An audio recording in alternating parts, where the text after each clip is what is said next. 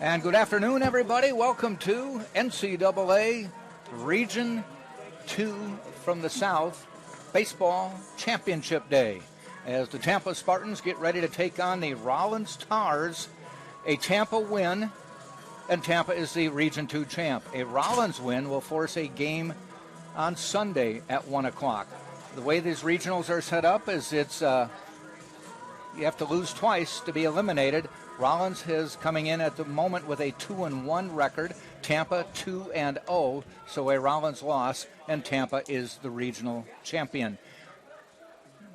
Teams are trying for the right to play in the super regionals next weekend, and West Florida holds the number 1 seed in the region. They just beat Delta State a few minutes ago, but now will have to win 2 games over Lee to win the Region 1 region for the South. So West Florida will have its work cut out for it today in about an hour and again on Sunday. Hi, everybody. Jack Ike along with Taylor Stolworthy, as the Spartans will come in as rested as you can be on a day like this. Rollins coming in a little bit tired as they had to win a game that started at 1 o'clock this afternoon in 90-degree heat. They were able to win the game over West Alabama. 5-2 was the final score. A very well-played game and a very tight game until Rollins scored 2 in the bottom of the 8th to give themselves some breathing room. Tampa comes in with a 43-8 record. Even though this is their home field, they will be the visiting team for this game. Rollins comes in 36-15 on the year. On the mound is Brody Myers for Rollins. The first pitch is a called strike to Jordan Evans. Evans will be followed by Braden Woodburn, Joander Irigoyen, Jake Books, Walker Vanacek, Jesse Ponce, Nick Pereira, Luke Fiker, Jack Martinez. Spartans will have John Luke Glanton on the mound in the bottom of the first. 2 strikes to Jordan Evans. Ground ball. Bounces off of Myers, and I think he's going to beat it out. He does. That'll go down as a hit for Jordan Evans on the first at-bat of the game. I'm pretty sure that will go down as a hit. It does. Tough to field that one. Myers did his best, but it bounced off him and just kind of went into no man's land. Yeah, not an easy call to make, but they are going to give the nod to Evans for a single. Ground ball, they might turn 2 here. It's a nice Sunday hop, the relay, and it doesn't matter what you call the first one. Double play wipes out the base runner and the batter. So just a couple pitches into this game, and there are 2 outs. Brody Myers comes in. He's a junior, 4.1 ERA, 4-3 record on the year, 14 appearances, all starts, 59 1/3 innings pitched, 58 hits, 38 runs, 27 earned. He's walked 29 and struck out 46. Does have 4 wild pitches and 7 hit batters. Third in the order, Joander Irigoyen, the Sunshine State Conference Player of the Year. Looks at the first pitch. It is a ball. Irigoyen's been so good throughout his tenure at Tampa. Very well-deserved SSC Player of the Year. Same umpires as the first game, just moved around a little bit. Ray Parrish behind the plate. Paul Taylor is at first. Marcial Santos is at second base. And Dustin Ragsdale is at third. A little shout out to the umpires for being out there. They don't get to go in the dugout every half inning. The high chopper, shortstop, nice scoop, the throw, inning is over. So it ends up being a quick 3 outs despite a base hit to start the game. We played half an inning, no score. Rollins coming to bat.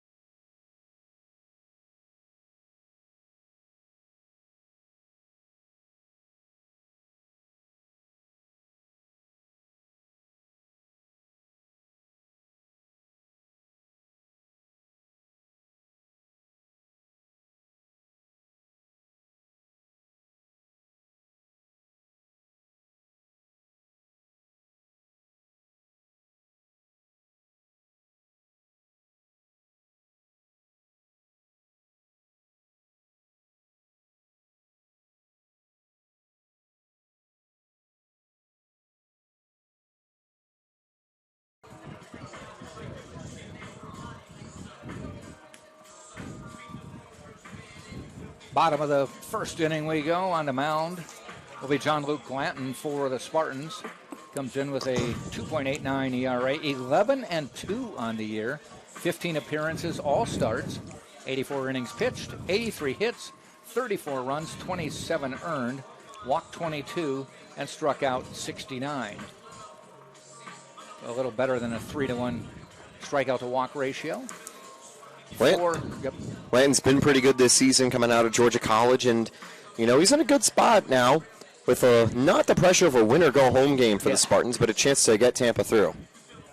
This is the second win-or-go-home game for Rollins today. They did win the first one.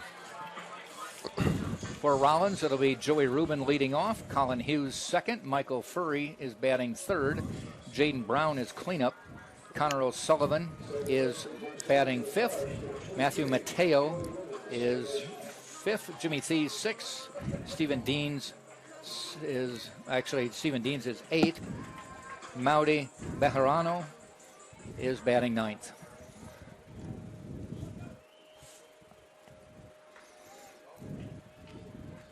Prominent man to watch is Colin Hughes, the number 2 batter, 394 batting average. And funny enough, that number's dropped by about 10 or so points out of tournament play. Came in over 400. Over 400. Rubin at 299. A little bit inside.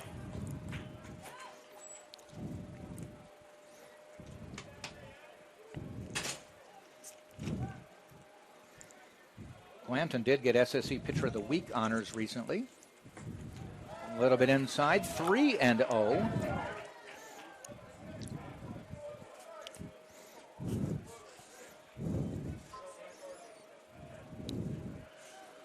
So Rubin more than likely taking all the way and gets a 4-pitch walk to start the game for Rollins.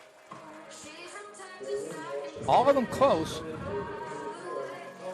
Rollins have really done a good job getting on base today. They drew over 10 walks against West Alabama. They didn't have a hit after the second inning, but they didn't need it. They still scored 3 runs en route to a W. That brings up the aforementioned Colin Hughes. 394 on the year.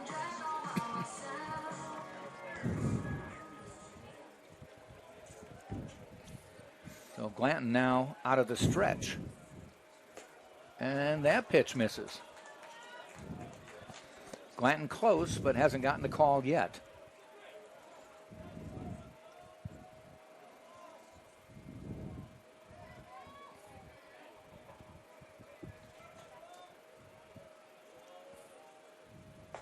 There we go, down the middle, just rear back and fire, and he gets the strike.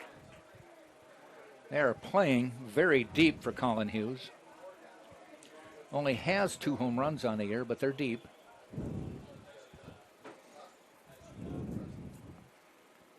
Fouls it off down the third baseline. And it's 1-2.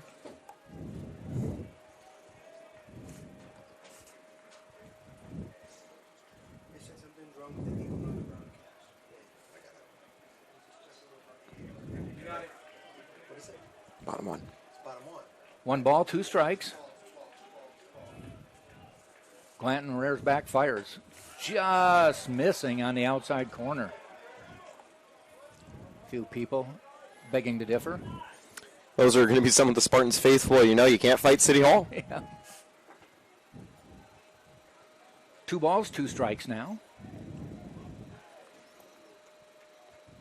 Swing and a miss, so a nice pitch there by Glanton, and he noddingly approves the pitch. That was a nasty pitch.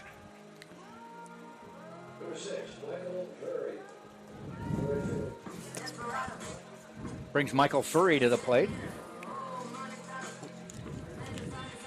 Furry got on a whole bunch of times in the first game today. Yeah, but yesterday against B.J. Bailey, he took him deep in the first inning. He talked about in the post-game press conference that he knew that Bailey was pretty strong from his earlier season matchup and was waiting for a breaking ball and ultimately found his pitch. First pitch was a ball.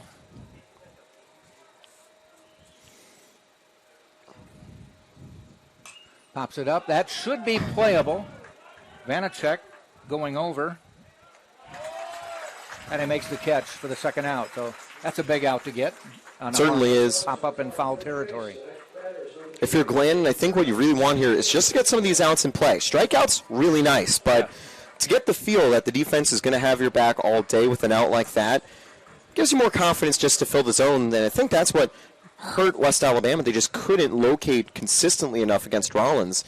And it's kind of funny, all these teams so evenly matched across this region. It's just one facet of play that has kind of been the difference maker. For the Trojans, they got eliminated because of errors. For West Alabama, they just conceded too many walks. They did pretty much everything else correctly. And for Rollins and Tampa, one of their weaknesses might shine a little bit later today. Runner goes. Here going with the throw. I think they got him. No, they call him safe. Now he's pointing. I guess he's saying no, he still had his foot on the base. It was a good throw, but a good slide, and he got a nice jump. I was about to say, I thought he might have slid too far at the end of that play, but he had just stayed on. Great job by Ruben as we actually get to see the first steal that was actively contested and safe for the Tars this postseason. I know you've mentioned it before in other games that on turf field like this, you sometimes slide further than you think you're going to. We saw that a few times from the Spartans in their first year on this field. Jaden Brown at the plate now. 1 ball, 1 strike, though now in scoring position is Ruben.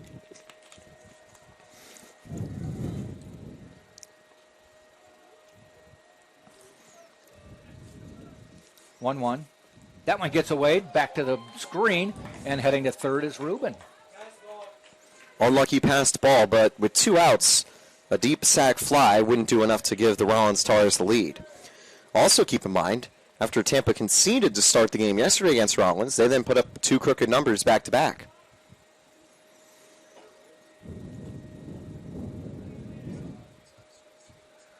So it is a 2 ball, 1 strike count to Brown.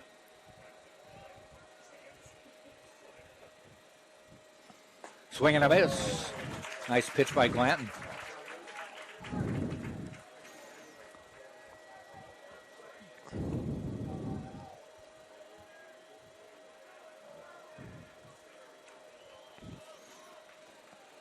Two pitch with 2 outs. Fouled back.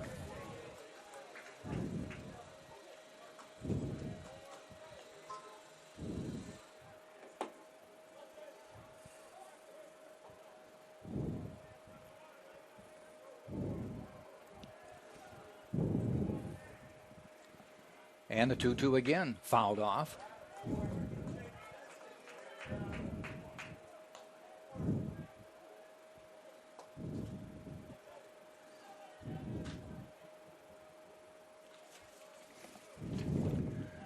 Rollins sporting the pink tops in this game. A little cooler than the dark blue they had earlier. That's fouled off for the 3rd time. Both bullpens are pretty healthy. Rollins have only needed to go to 4 arms throughout this tournament so far. Tampa just one outing of Moran and Luke Fiker. So getting to Glanton's pitch count early is going to be huge for the Tars. He's fouled off 3 2-strike pitches. Here's another one. Just missing, and Glanton had taken 2 steps toward the dugout. It's been a pretty small strike zone today for both teams. Unlucky for Glanton.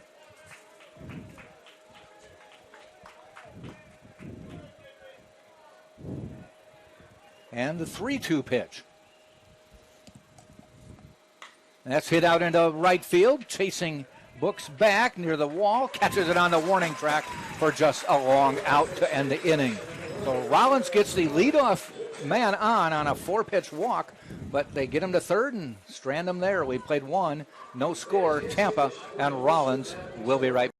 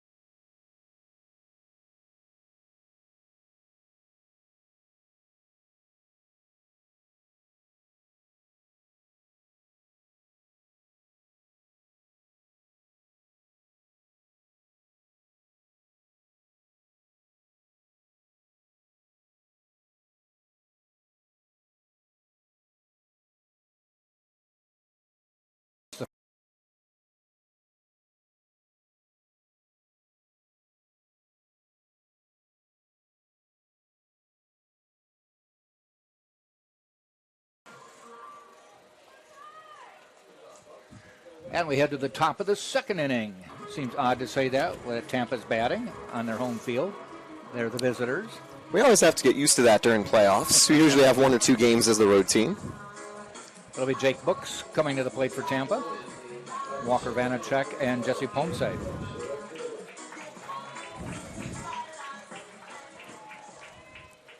Brody Myers. And that one's hit out into center field, sending him back near the wall. Off the mitt, and that's going to send Books into second. Is he going to stay? He stays at second. Jaden Brown went up to get it. I don't know if it hit the wall or his mitt, but it did come bounding to the turf. It was a foot away from clearing the fence. Tough for Brown to keep up with it. Notably, Bejarano, with the relay throw back to the infield, did a good job sliding to get to it because it could have rolled all the way to third and allowed Books to go to the extra base. But he got there just to keep him to a double, but that's a huge double to start the frame. So a leadoff double. Ball outside. This is the Walker Vanacek, the first baseman. 2 games, 2 homers for Vanacek for the regionals. He's been heating up as of late. 8 homers on the year. Behind Irigoyen with 10. Tips that one back into the mitt. 1-1.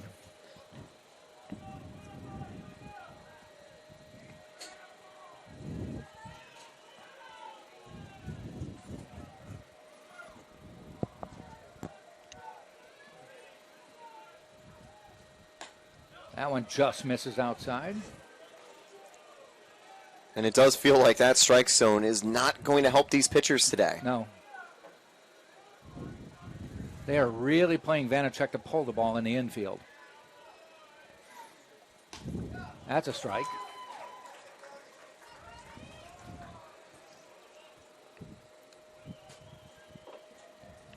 Shortstop almost playing where a third baseman might play when they put a shift on for a left-handed batter.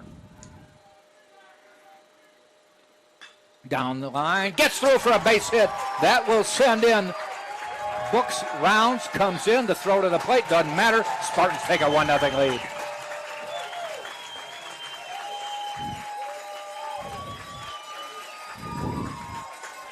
That one solidly hit, got under the mitt of Rubin at second base.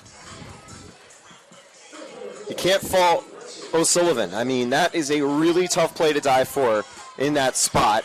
And not even a bad throw from right field from Furry. Just good hustling from Books to get to second at home. He looks like a guy who would be a little bit slower, but he's really showcased good range on the base path and in the outfield for his speed.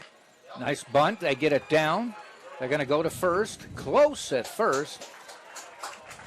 But they do get Jesse Ponce. And he moves the runner to second base. So Spartans already have 1 run in. Now have another runner in scoring position.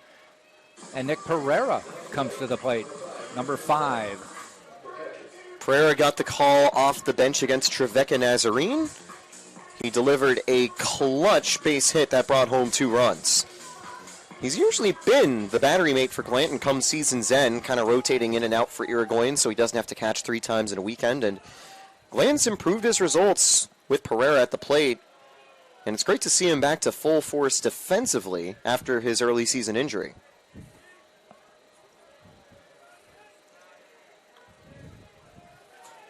Myers in the stretch. Look back at second. Pitch to Pereira. Swing and a miss. 1-1 with 1 out. Pereira was a guy that a lot of Spartan players are really excited to see return to health. They've got some high expectations and a lot of love for him too. 1-1. High outside, 2-1.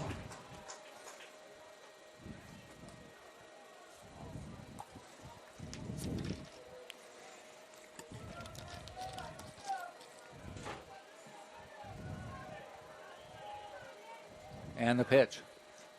Ball 3. I think if he was playing the full season, Pereira would be up there with Books and Carlson for the most walks on this team. 13 in 28 games entering today. 3-1 pitch. Call strike, outside corner, full count.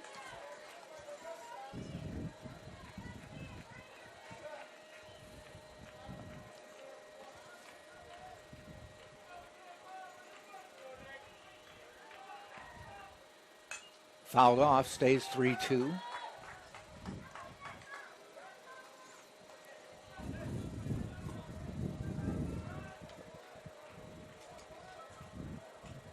On deck is Luke Fiker, playing second base. Off speed, he walked on runners at first and second now with one out.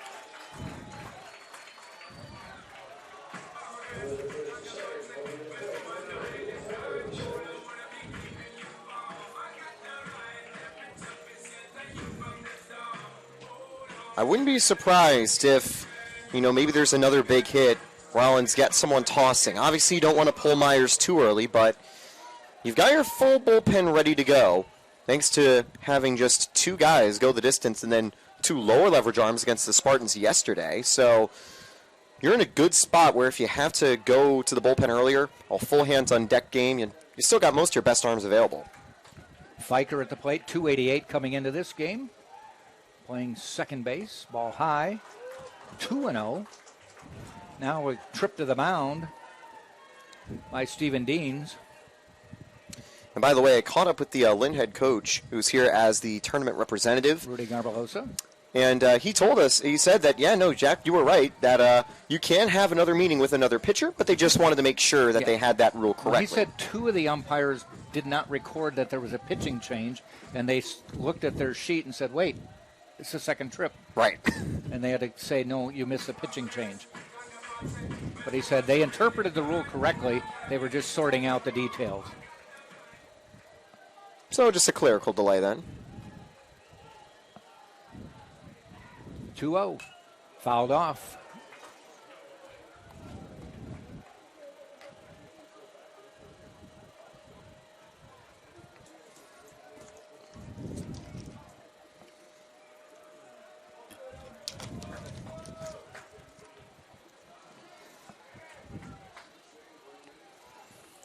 Two-one pitch. Out into center field. Does it fall? Yes. That's going to send in a run. Spartans are going to take a 2-0 lead, and scooting to the third base is Pereira as Vanacek scores. And the two-time defending champs have taken a 2-0 lead in this regional championship. I said it semi-jokingly at the end of day one that Fiker could be a regional MVP with his great save and his solid performance in game one at the plate, but I don't know if that's a joke anymore because he has been very productive this weekend, as has everyone throughout the order for the Spartans, but that is another timely hit and a huge one for Tampa to put a crooked number on the board, 2-0. Hit number 4 for Tampa, 3 of them this inning. And a check swing. Jack Martinez at the plate. Number 9 hitter in the order for Tampa, 267 on the year.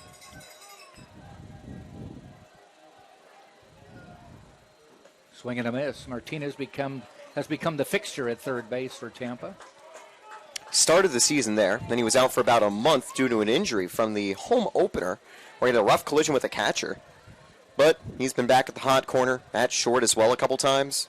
Very versatile right side infielder. Down the middle, call strike. 1 ball, 2 strikes.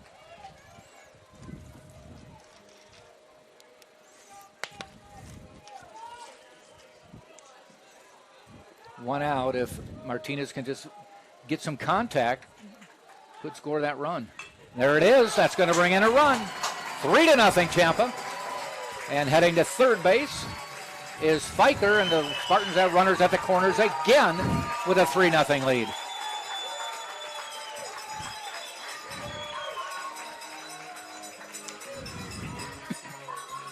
And a mound visit coming up. Nobody warming up, so I doubt anything's going to happen here other than a mound visit. The only out that Myers has been able to get so far this inning was the free one from Ponce. And even that wasn't the easiest play to pick up on the sack, but this has been an incredible inning from the Spartans so far.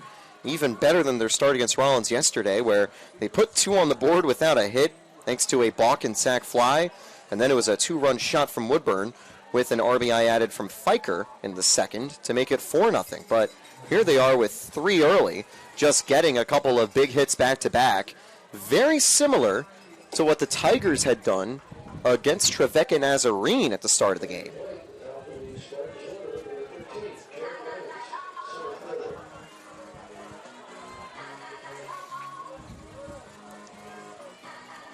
Back to the top of the order, and Jordan Evans got on with a single off the pitcher's mitt his first time up, fouls that one back. Spartans trying to inflict as much damage as they can here in the second. A big thing, this is going to help Glanton because he now can attack with more confidence. If he gives up a solo shot, he's got 3 runs at least here to the second inning, so it's going to be very, very useful for him. Ground ball heading out to second. Might get 2. There's 1. Got him. Tried to slide. Doesn't matter. Spartans do play 3 here in the top of the second. And at the end of an inning and a half, it is Tampa 3, Rollins nothing. We'll take a break on TampaSpartans.com.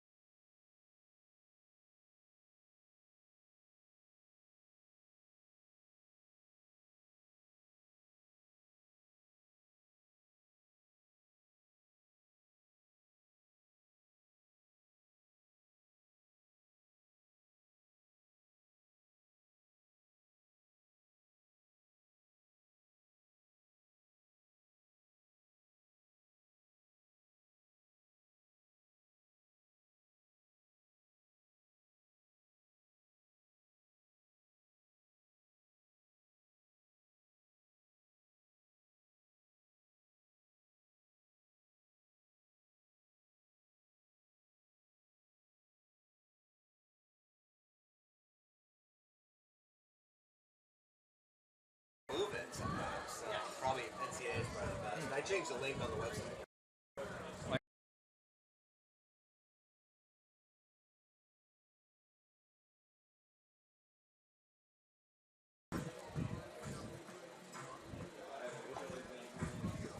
John Luke Glanton now on the mound, holding on to a 3-0 lead as we head to the bottom of the second.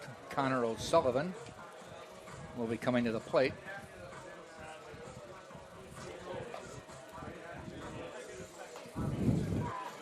Defensively for the Spartans, they have Glanton on the mound.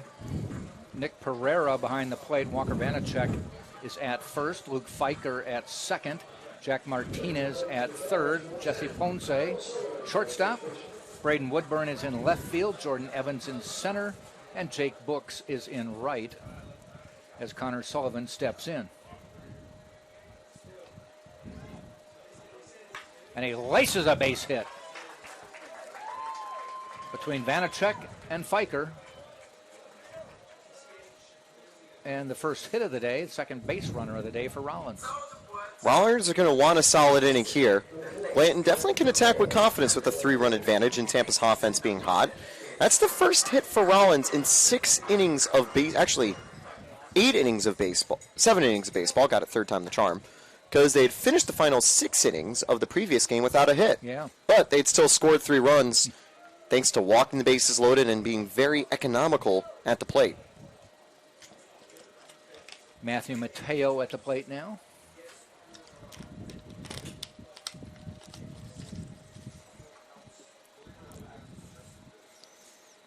Ball outside. Mateo 326 on the year.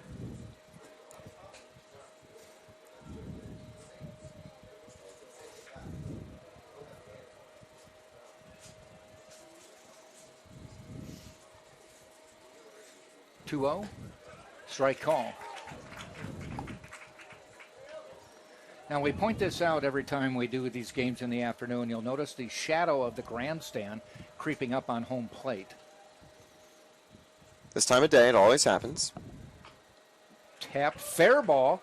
Pereira got the out. Moved the runner, though. think if you're Glanton, you don't mind the swinging bunt there. Yeah. The worst thing that could happen for Tampa is a rally like they did when they chained 4 hits together. If Rollins could do that, that's how they could start to get back into the game. But interrupting the flow with an out is always going to be useful, even if it is a productive out. I know Mateo, at this stage of the game, not too disappointed about moving the runner.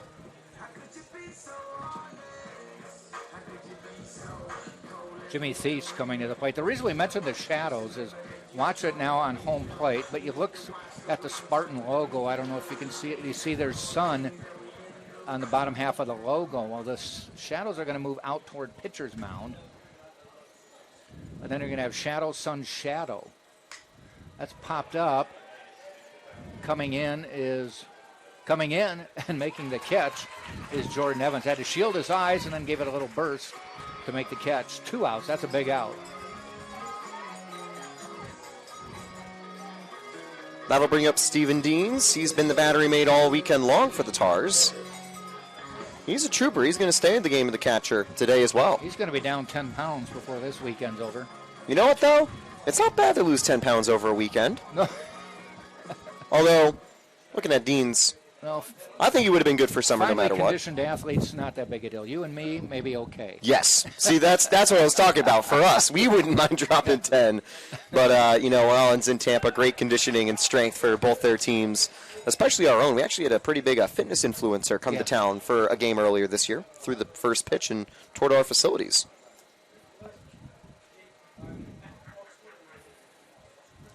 Dean's behind 0-1. The pitch from Glanton. Tapped foul.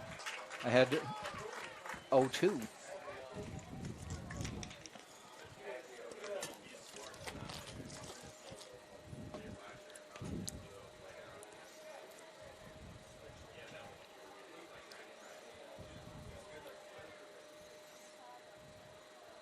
Check swing. I don't think he went around. No.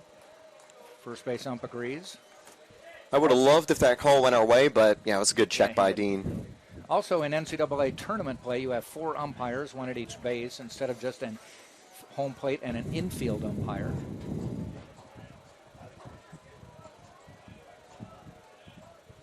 One, 2, outside, 2-2.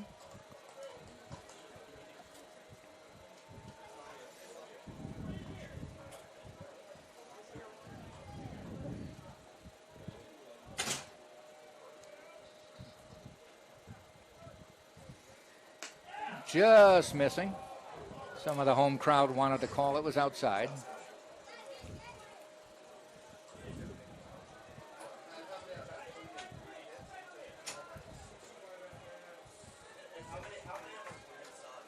So it's a full count.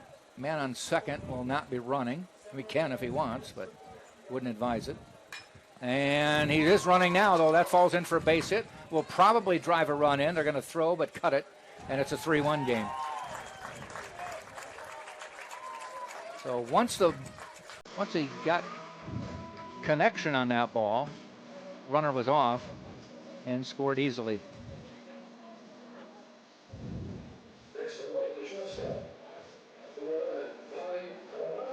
We've seen some good assists from the outfield from Books in the past, but that was going to be a tough one. Yeah, that was going to be tough because you're running everything on that play. You don't have to wait at all at second. Here's Bejarano. 250 on the year. Pops it up. Coming in and making the catch is Jordan Evans to end the inning. Shielding his eyes the whole time. I mean, that ball goes right up into the sun this time of day. Only 1 run score, so minimal damage. At the end of 2, it is Tampa 3, Rollins 1. You're watching it on NCAA.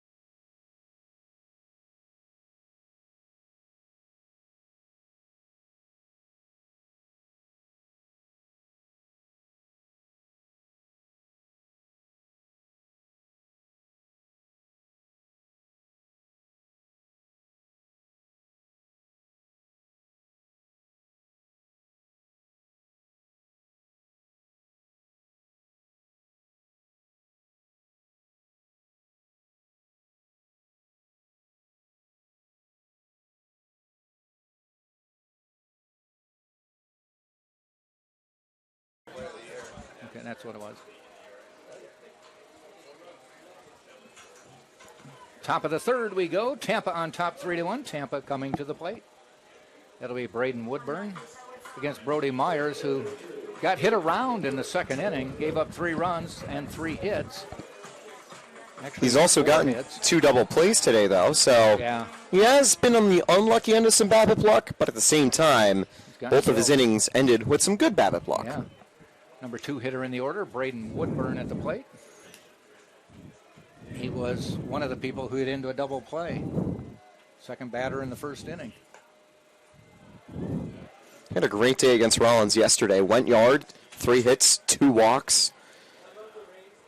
One of the better Woodburn performances of many really good ones in his career. One of the seniors on the team. Matter of fact, Evans, Woodburn, Irigoyen, Books, 1, 2, 3, 4 seniors, as well as John Luke Clanton. Fly ball, center field. Brown still drifting back on the warning track, makes the catch, bumps up against the wall at about the 393 mark. The wind's carrying that way, but not as far. The wind gave Woodburn an assist for his home run yesterday, number 9 on the season. So just a very, very long out. Brings up Joander Irigoyen to the plate. And he looks at a strike.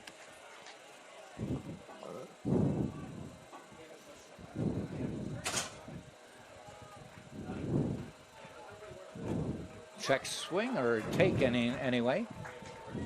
And strike 2.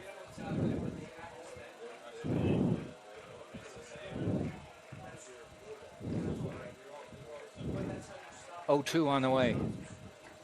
Low outside. 1 and 2.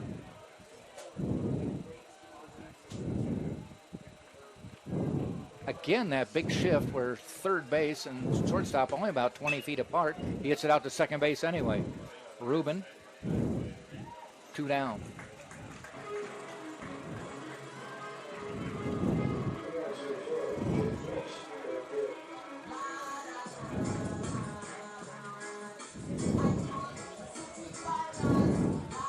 This will bring Jake Books, the cleanup hitter, to the plate. He doubled. Ball actually hit on the warning track, bounced over the wall for a ground rule double. Otherwise, maybe heading for a triple. First pitch is a ball.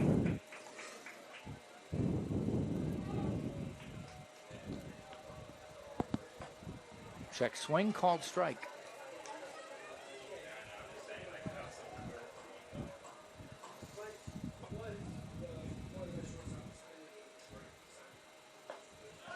Catches the outside corner.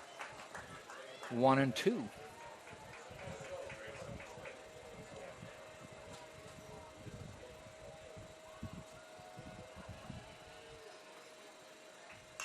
Fouled off, out of play. Definitely feel Myers is a bit more confident in this inning. Getting some of those early outs helps. One thing he's doing right is filling the zone. You know, he hasn't fallen behind too many counts. He hasn't given up any walks except for against Pereira. 1-2, fouled off. And while Tampa's gotten the better of him to start the day, you know the odds are going to start to go back in your favor with when those balls are hit. Stays 1-2 with 2 outs, nobody on. A little bit high, 2 and 2.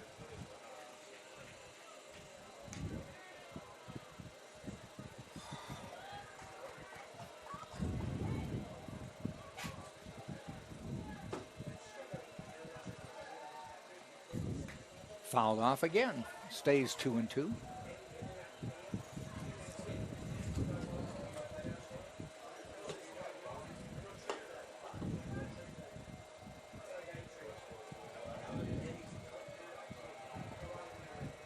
Two pitch. Taps it toward third. Field, it's going to take a long throw. He beat it out.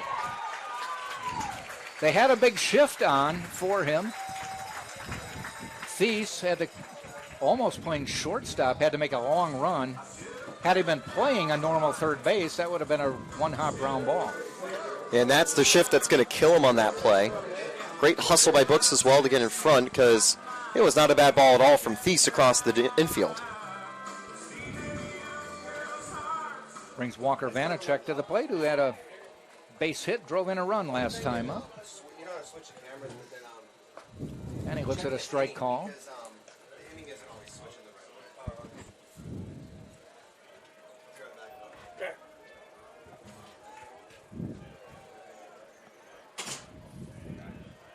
One strike pitch.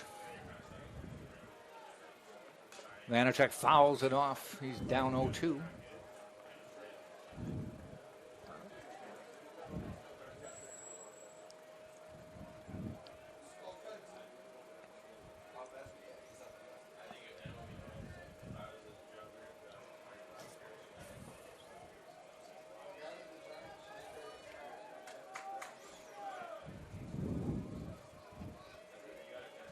Myers looks in. The 0-2. Just missing outside, 1-2.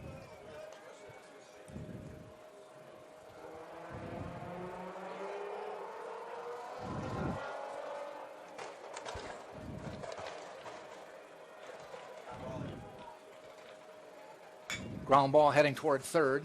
Thies takes it on a nice hop. Inning is over. Spartans get a man on. Nothing across. We've played 2.5. Tampa 3, Rollins 1. You're watching it right here on NCAA.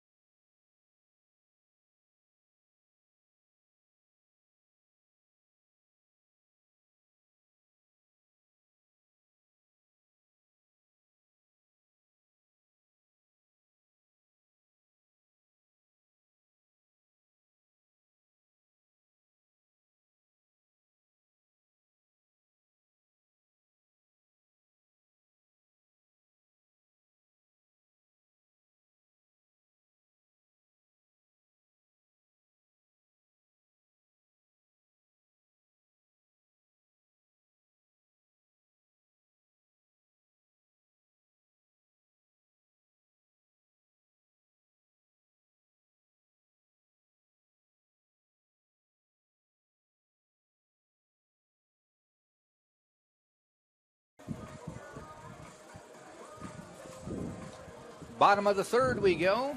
John Luke Glanton on the mound for Tampa. And he will face Joey Rubin, the number 1 hitter in the order. Rubin got a walk, stole base, but did not score in the first.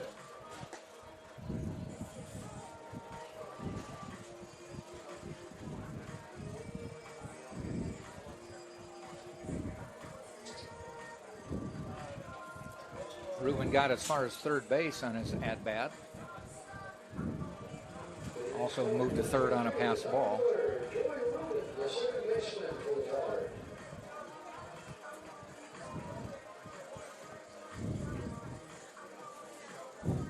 Pretty good crowd at the games today, considering students have vacated the premises last weekend, graduation. We do have the lacrosse team sometimes in the area. I know men's lacrosse came to the game yesterday, really were a big part of that first inning rally the Spartans had. And lacrosse will be in action tomorrow. Yep, a 1 p.m. game, national semifinals. Rubin watches one outside, 1-1.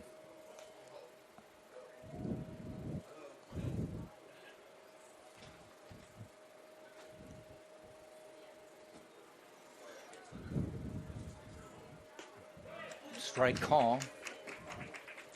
1 ball, 2 strikes.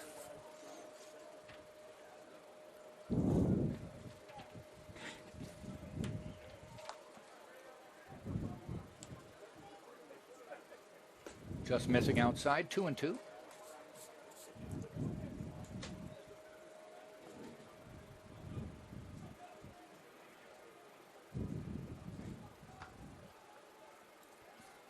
And the 2-2. A little bit low. Full count. Rubin walked his first time up. Now a full count his second time up.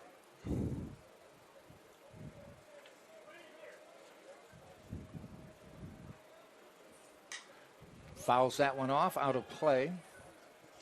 We'll do the 3-2 again.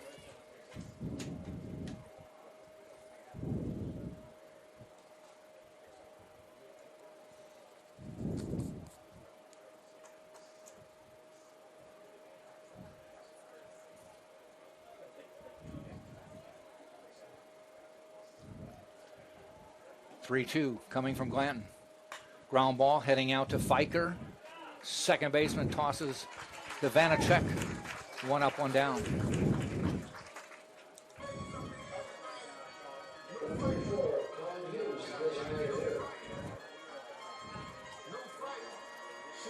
Colin Hughes now to the plate.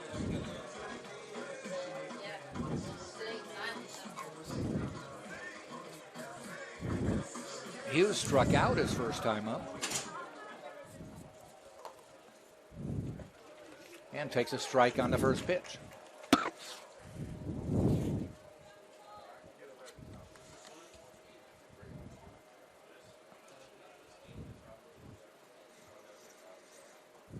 That one's hit down the line, but it's going to go foul. Just a long strike. Good for Glanton to get ahead here against Hughes. He's had mixed results in terms of being ahead and behind in the game today.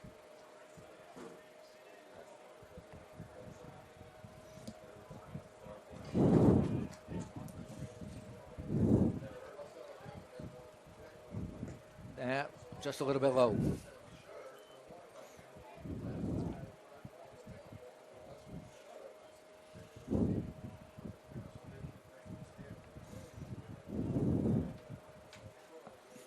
One-two pitch. Just missing inside. And not missing the zone, missing Hughes. Yeah. Lucky to avoid the HPP. Never want to have one with two strikes. No. Hughes up in the box. Ground ball again out toward Fiker. Takes a nice bounce. And there's two down.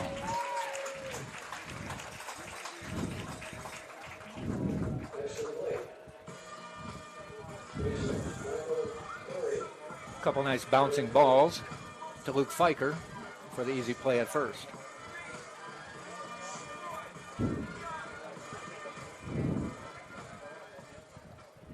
Brings Michael Furry to the plate.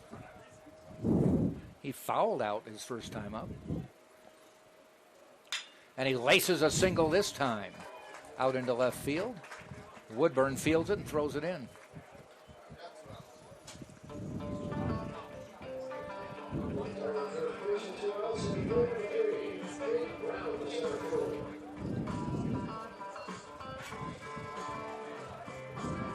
Jaden Brown coming to the plate.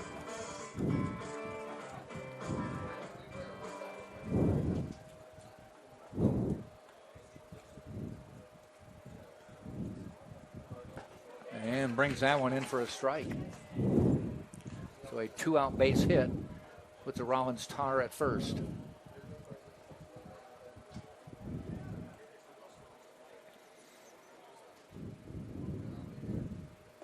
Check swing. He went around.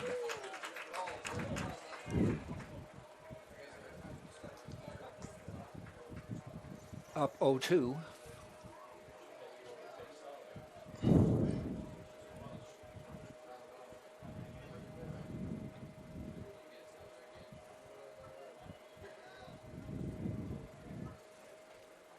Glanton fires. Just missing outside. 1-2.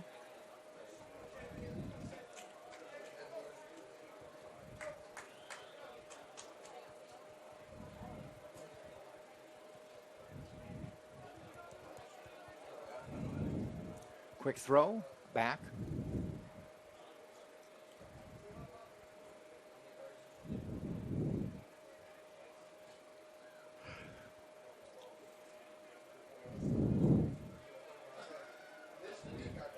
One-two pitch with two outs. Quick throw to first. Safe. Close. That was a perfect jump from Pereira, but barely Furry makes it back.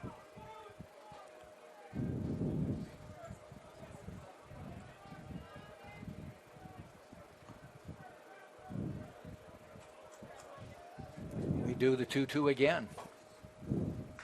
Fouled off.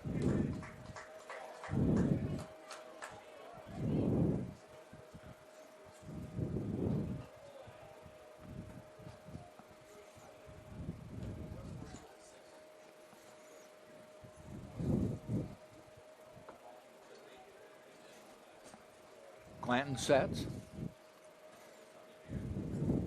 Fouled off one more time.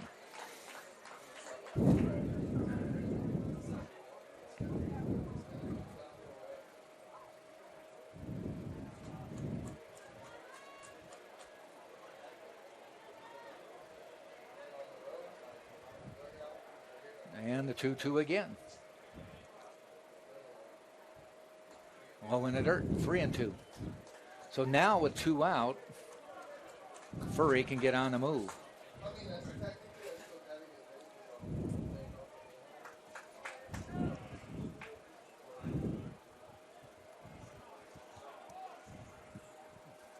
There goes Furry. Popped up. I think out of play. Not sure. Pereira gives room. Makes the catch right up against the screen for the 3rd out of the inning. Never gave up on it.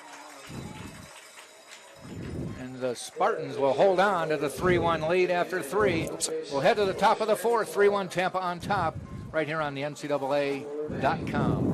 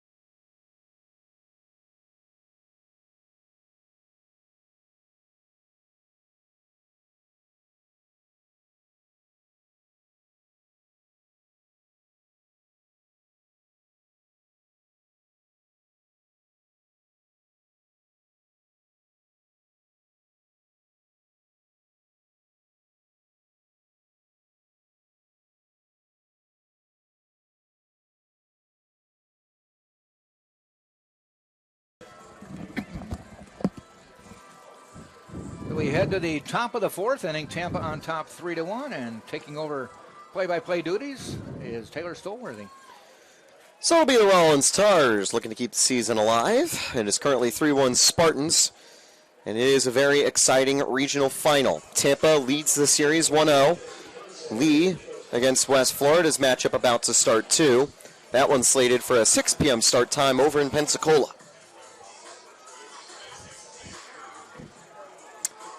The Argos beat Delta State 11-5. Rollins had beaten West Alabama earlier today 5-2. And that'll be strike 1 to Ponce. Myers continues with pitch number 53. He is pretty level with Glenn on the pitch count. Wonder how deep they'll be able to go. As that'll miss low, 1-1. Both these teams might want to go to their bullpens with some of their high leverage arms as the count goes 1-2. Rollins were able to avoid having too many people burned out so far this weekend. And Tampa could have Moran and Fiker back. Fiker will get to the plate sometime this inning. Ponce into first. He's going to hustle to second. Throw from center, not in time. Leadoff double for Ponce. Ponce could see that play all the way, and he knew going around first base that he had a pretty good chance of digging for second. It's a risky call, but one that works out. Well, it all happened right in front of him, so he wasn't taking a huge chance.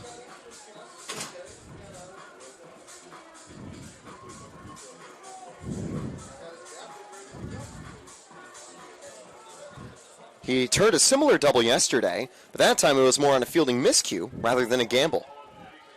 Here's Nick Pereira. Corners playing a bit shallow, expecting him to bunt. He'll foul that one back, strike 1. He walked last time against Myers.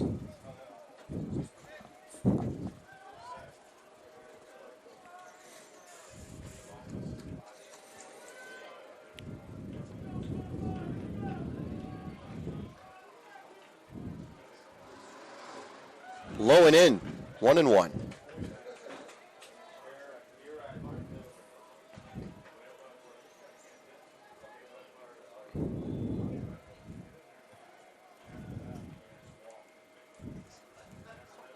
Swing and a miss. 1-2.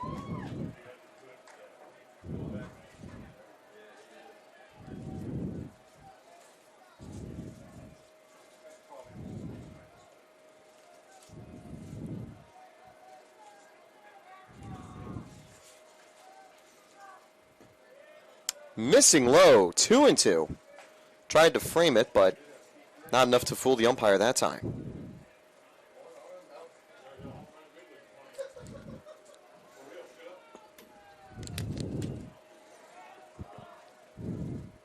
Ball 3, missing away.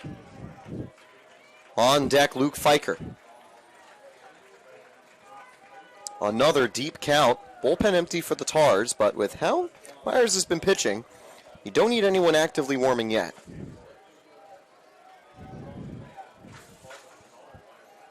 The 3-2. Ball 4. Another walk for Pereira. That will probably, I would think, get some action.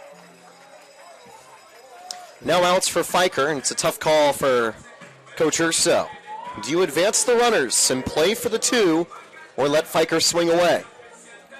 That's 62 pitches now for Brody Myers as we are in just the 4th. Myers has been a full-fledged starter this season for the Tars. Yes. Part of a benefit of not needing to burn through Myers and other high-leverage bullpen arms, as that one's bunted foul by Fiker. So the Tars still pretty good in terms of that depth, and they will have some people active. Looks like it's going to be A.J. Seymour over there tossing. He pitched earlier today. I wonder if he's there just warming someone up, or... And actually, I see J.R. Strook, too. Might have been him. I might have just misread the number. Here's Fiker. Gets it down, and that's going to go through the hole at third, and smartly holding it is Myers. He might have had a chance of the out at first, but he also knew that if that throw just bounces away from Sullivan, it's a run. He'd rather have the bases loaded. More than likely, he took the advice of Thies, who probably said, eat it.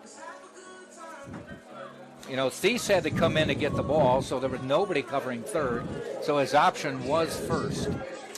Hate to have to make that play as a pitcher, but it is the right call, and Coach Skovrin will probably be happy that he didn't risk a throw, cause an error, and give Tampa a run. I mean, that was a great bunt. Anytime you can get it a little bit beyond the pitcher's mound. First pitch for Martinez, a straight-up pop-up. Trying to find in the sun the second baseman. It is an infield fly rule, 1 down. And Martinez a little bit eager that time. 1 down.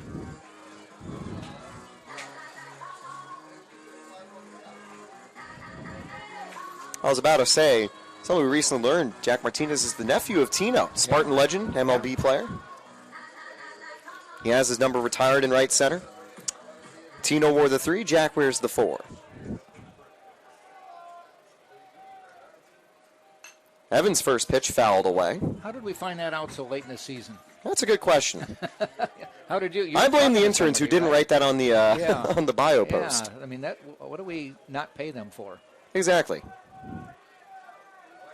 I mean, if they're trying, they're not only real, they're not getting money. So if they want a college credit, they got to do the job. That's line through the hole. Evans brings home 1, and Urso's going to hold him up and keep him loaded.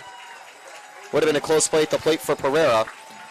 All right, got that run back to a 3-run margin, and still only 1 out and the bases full. You'd rather keep him full for Woodburn than risk giving a second out to Myers. Strouk getting tossed in the bullpen. He's had 4 saves this season in 17 games. He would be the guy they bring in for the high leverage spot. Well, this is probably the batter that determines if you make the change. Irigoyen's on deck. There's no lefty-lefty call you're making here. Strouk is a righty. But it's more so you give him enough time to warm up, and if the inning's continuing after this, without 2 outs, bring in the closer. 1-1 to Woodburn. 0 for 2 after going perfect yesterday. Already the third trip through the order for the Spartans. We're only in the fourth. They are getting to Myers quickly. Great take, but that's on the line. 2-1. Or 1-2. Spartans already with 9 hits today. They've only left 2 base runners, but like you said, they're the third time through the order now.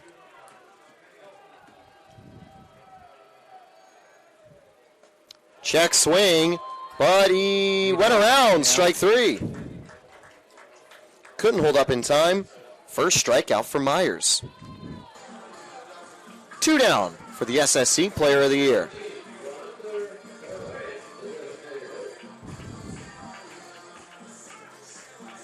You think maybe after this inning, no matter what, you go to Strouk. If Myers can end the day on a hot note, that would be huge. Wanted to leave him loaded. Low and outside, ball 1. Boy, 2 outs, stroke a base hit, and you've got 2. Maybe even 3, depending on how fast Evans is moving. Deep enough ball to the outfield, and he would score from first. 2-0. Brooks is also on deck, and he has gone 2 for 2 against Myers. And you definitely would rather have Strouk against Brooks if possible. But you're going 0 for 2, so you trust Myers this final time. Swing and a miss, 2-1.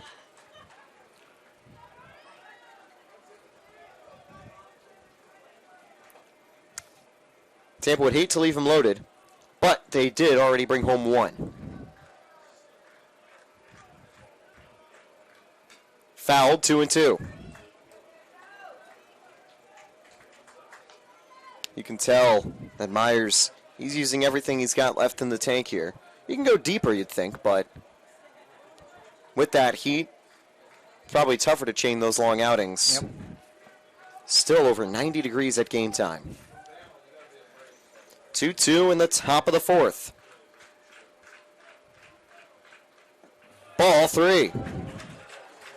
Runners will be moving now because either outcome either ends the inning or everyone's moving on the base path.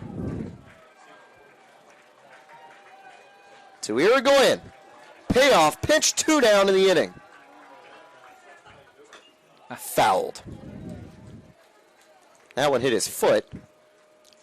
Even with a guard on his foot. Hate to see that for Irigoyen. Looks like he'll be fine to continue, but he's not going to be at 100% for that next swing because his foot's still going to be aching.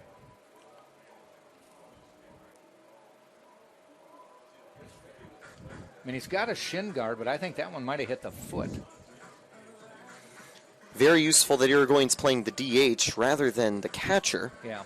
Because that's where you might go, hey, if he's struggling with that foot, you might have to look to a new catcher in the next inning. Not that you don't have replacements. I asked Coach Urso somewhat jokingly if Jack Martinez, who had some bullpen catcher appearances for Fiker in the infield, could potentially play the position. Coach's quote, "I hope not." Joander will be ready to continue, finishing up his batter timeout. The pitch clock will resume. Another payoff pitch for JoJo. 4-1 Spartans in the top of the 4th. Let's get one step closer to carry. Irigoyen would like to deliver his first hit of the day. Here's Myers. Ooh. Irigoyen to left. It is high. It is far. It is gone. Wow. Grand salami for JoJo Irigoyen.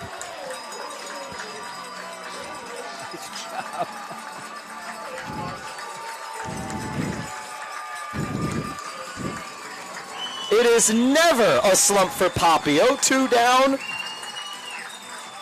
He can take you deep anytime, any place. I guess his foot's okay. Yeah. I think it is.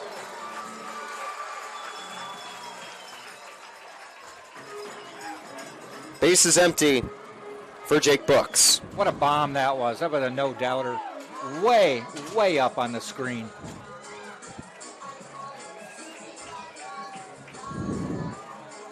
You have to challenge Uruguayan here. Every run's important in the playoffs. It's just a rough spot to be in for Myers, as that's going to get down for back-to-back hits. Brooks, third on the game. You and I were joking not too long ago, I think between games, that when you come in to do play-by-play, you get things like grand slams. Yeah. I guess get swinging bunts. There's a reason I wanted you to have the 4, 5, 6 last game, because you did get some exciting innings. Yeah. Well, that'll be curtains for Myers. He had 2 strikes. He had 2 outs. He retired Woodburn, who's been one of the hottest players in the region. But Joander Irigoyen is proving why he's the Sunshine State Conference Player of the Season, why he might have been snubbed for Regional Player of the Year, too, with that grand slam. You got to feel for Myers. He's put Rollins in a spot where they do have to go to the bullpen. But Soren's management has been perfect of his bullpen this weekend, so he's got a ready chorus of arms that can tag in for the rest of the game as they look to make this comeback happen. But Tampa's flying. It is 8-1 Spartans in the top of the 4th. One thing Irigoyen did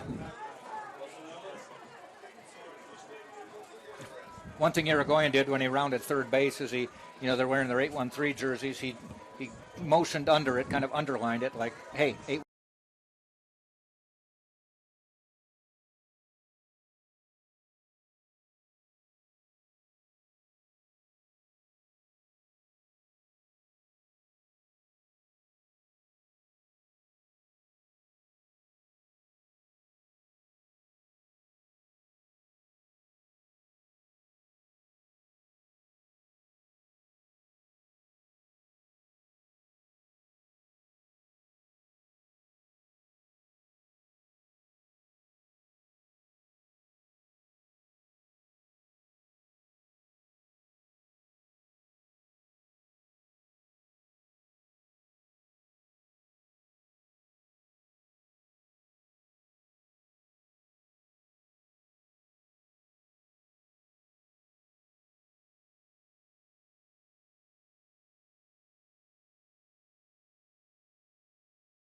Home run call.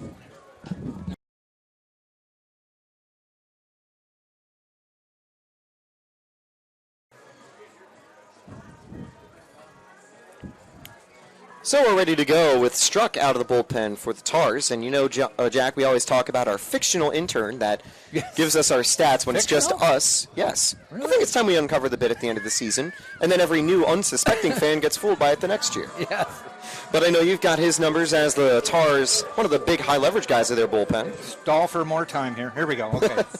J.R. Struck comes in with a 3.82 ERA, 3-2 on the year, 17th appearance, all in relief. 30 2/3 innings pitched. We'll let you take over the batter. And that's going to be a first hit to left, but right to Mateo. Inning over. Okay. And Struck immediately retires the side. Tampa bat around the order. They pick up 5 hits and 5 runs, courtesy of a grand salami to chase Myers out of the game and give Tampa a commanding lead. Glanton has a lot of help as Tampa enters the bottom of the 4th in front.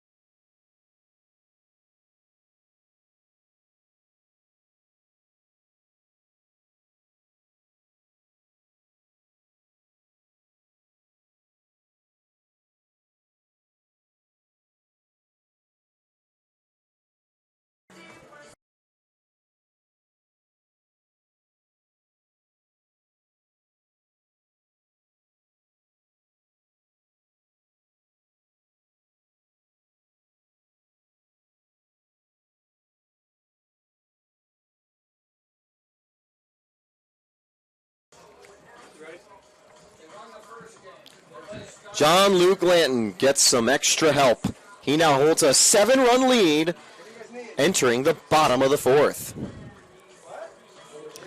I'm Tiffler Storley, joined by Jack Ike. We got Xander Lopez running the stream today.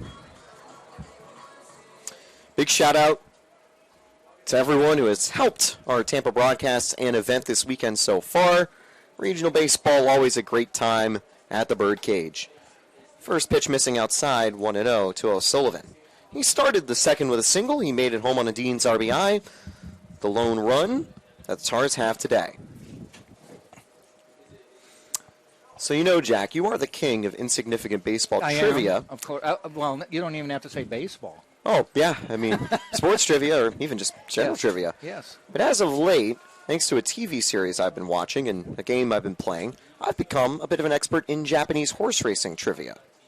Is that a big field? Reasonably. Nothing too crazy, but I have taken some references into regional play as the count goes 3-0.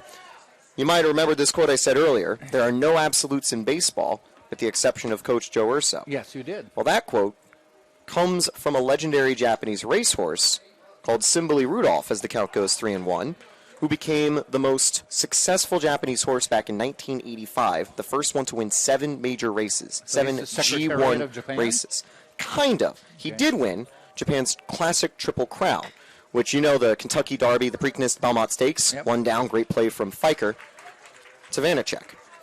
Well, the Japanese equivalent follows the English Guineas, Derby, and Ledger system. So that horse, Simbali Rudolph, was undefeated winning the Derby and was all but 3 races undefeated in his career, Really? with 7 major race victories. But the reason I also add that is because I added something extra. Even though he is an absolute, he's not invincible. One of the most famous defeats of that horse came in the 1984 Japan Cup. Another horse by the name of Katsuragi Ace would deliver a huge upset against 2 Triple Crown winners from Japan, as well as international world-class horses, to deliver Japan their first ever win at that race. The attire that the jockey wore back 40 plus years ago, Katsuragi Ace, was pink and blue. Coincidentally, Rollins, who happened to have similar upset wins against Tampa in tournament play, are wearing pink and blue. Strike 3, and Mateo goes down looking. So that's how you're bringing this story full circle. Yes. Second strikeout for Glanton. And Although, Rollins gave me the assist by wearing the Mother's Day uniforms, which, by the way, always love it when teams wear pink for Mother's Day or breast cancer awareness. The Dig Pink program, one of my favorite ones every fall season for volleyball, but they help my story even more with the reference by matching the uniforms. I wasn't even planning to link the uniforms. I was just going to plan to link the upsets that Score Inside has had back those last couple seasons. By the way, the Preakness post time is in about 30 minutes. It should. Sadly, the Triple Crown, or the Derby winner this year, Golden Tempo, isn't running. Yeah. That's because the 2 races are only 2 weeks back-to-back. They want to have him rested. He will be at the Belmont Stakes. Which is a 3-week break after the Preakness. Yes. That was a very exciting Derby, though, as the count goes 1-2. Well, he came from not just way back, but he was dead last. And he beat his brother, Jose Ortiz. He beat his brother, Ira Ortiz, at the line, at the wire. Yeah. And Sue had a awesome moment, fist bump right after the race. Because my daughter and I were watching it, and she said, look at those 2 horses way back. And he came around to win. I mean, they were so far back. That one's on the corner, but ball 2. The reason I had my eye on Golden Tempo pre-race as well was because earlier this year, Jose Ortiz was down at the Dubai World Cup with another American horse by the name of Magnitude that won the Dubai World Cup race.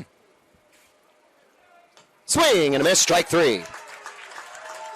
Blanton doesn't want any upsets to happen today. No. He cruises with 3 straight outs in the bottom of the 4th, following the 5-run frame from the Spartans. 8-1 Tampa entering the top of the 5th.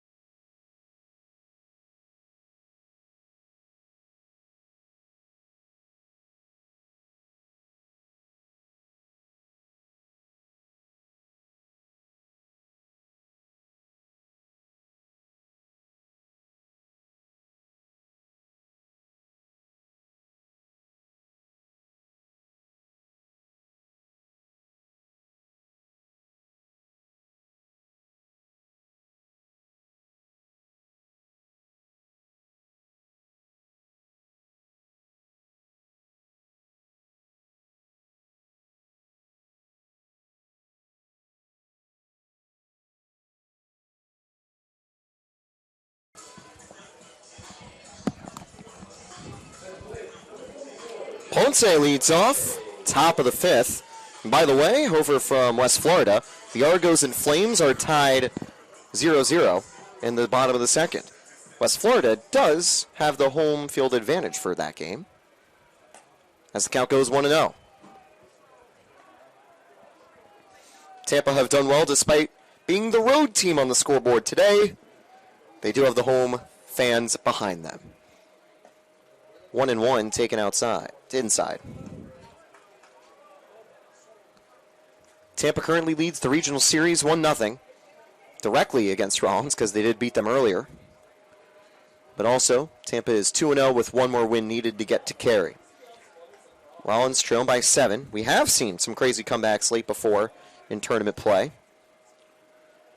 Rollins would need to make lightning strike again to force a Sunday showdown and really make the UTampa campus busy. Men's lacrosse will be hosting quarterfinal action. And by the way, Tampa men's lacrosse has had a very interesting fan this season come aboard, John Gruden. Former Tampa Bay Bucks coach, a legendary coach from the 2000s, has been part of the Tampa journey, getting real big into lacrosse this year. I know he's also hyping up Syracuse in D1. But he said that he'll be in town for that national semifinal. Tampa trying to make it back to the quarterfinals in Cary. 3-2 to Ponce. Ball 4. Struck, walks him to lead off the inning.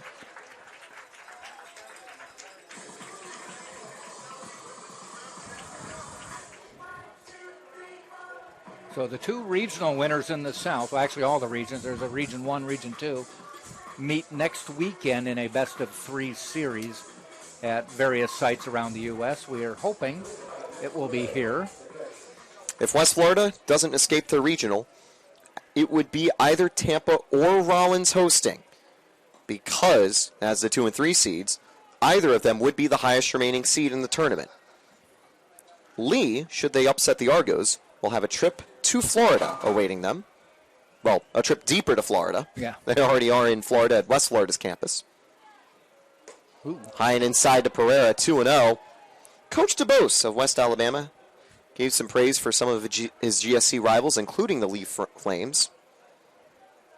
And great to see a lot of GSC teams succeeding across the regions, but it's two SSC teams at the top here in South Region number 2. 2-0 to Pereira.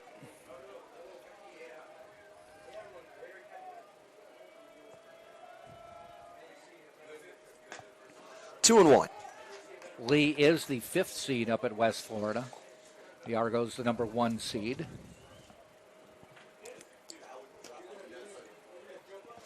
By the way, the last 2 times both Tampa and Rollins have made super regional play, they've come out on top and made it to Cary. 2 and 2, swing and a miss outside.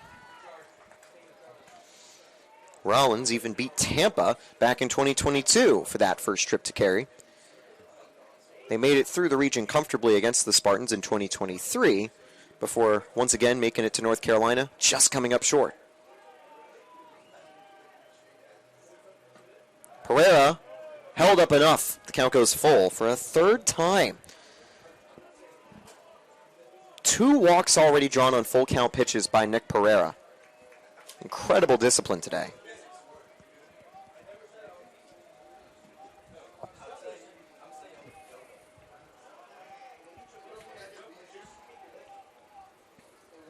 Swing and a miss, and Struck wins the battle this time. Pereira chasing strike 3. 1 down.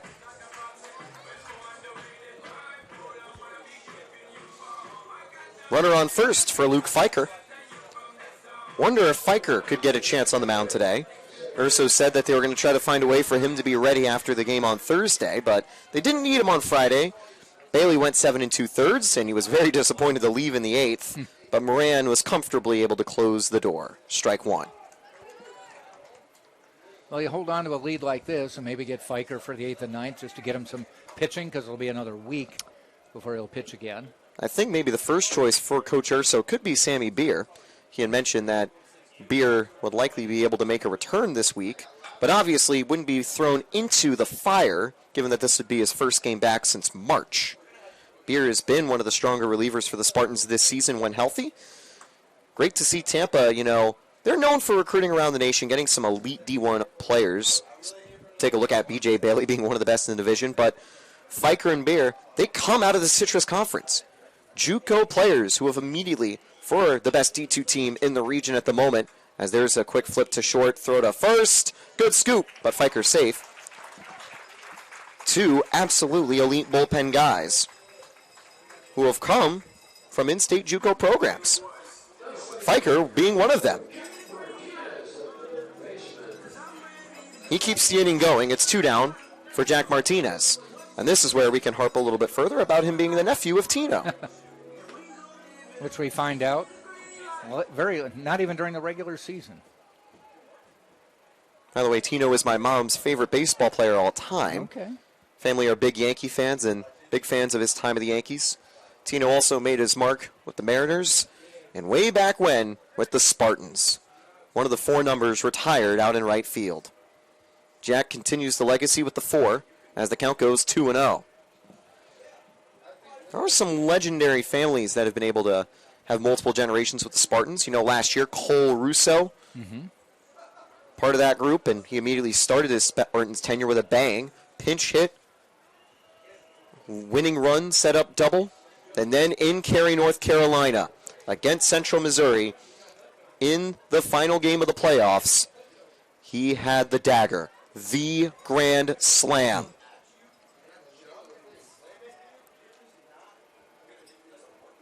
What a way to close out his collegiate career as the throw hits the umpire on the throwback to first. I tell you what, runner could have gone all the way to the third had that not hit the ump.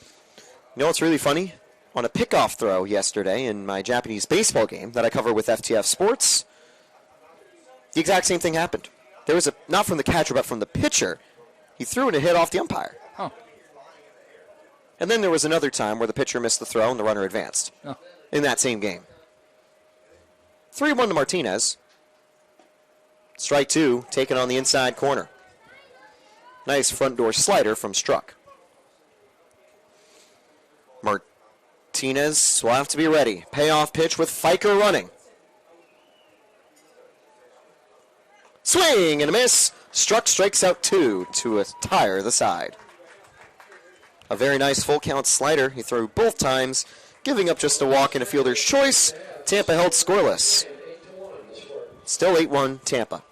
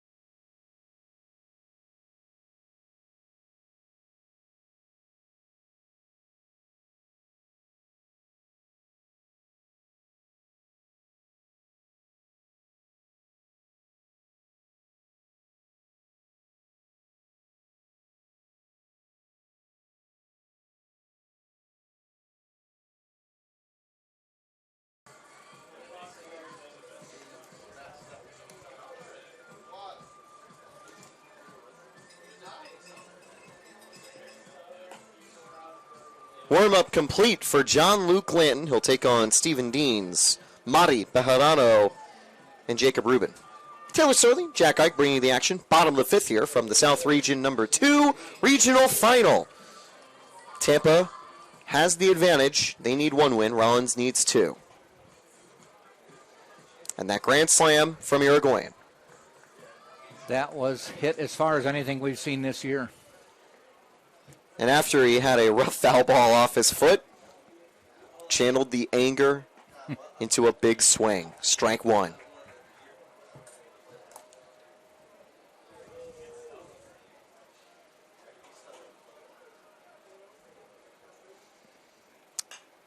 Fouled by Deans. That's carrying to right. Books in range, 1 down. It was funny after the opening weekend, Jack. Irigoyen's average was below the Mendoza line. And I mentioned, he's been a little cold to start the season. Yeah, it'll come up. But then he hit a home run. They said he broke out of a slump. A comment on Instagram said, never a slump from Poppy. That was from, I believe, Maddox King, I think. Huh. And indeed, down the rest of the way, he basically hit 400. He might finish the season at 400 if he keeps hitting strong. Yeah. He and Woodburn close to that tally as the count goes 0-1. Those two almost a lock to keep over 600 on the slugging percentage for the year, though. As the count goes 1-1. They're also the only Tampa players who have played and started every game. Irigoyen occasionally DH. Woodburn's has been all around the defense. As the count goes, not 1-2. Martinez will not make the throw in time. That was a very awkward infield single, but a useful one for the Tars. Bejarano's on board with one away. Nothing you could do on that play if you were the Martinez. Nope, other than don't throw it away. Good job by Vanacek to stay on top of it. Rubin walked to start the game and grounded out in his second at bat.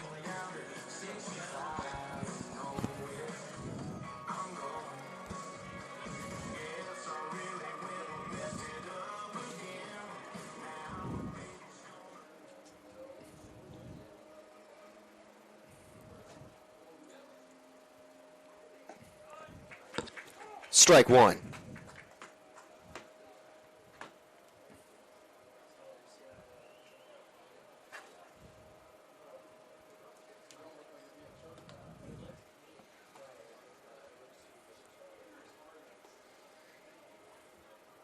Runner goes. Pereira jumps. Safe. Bejarano did not slide too far.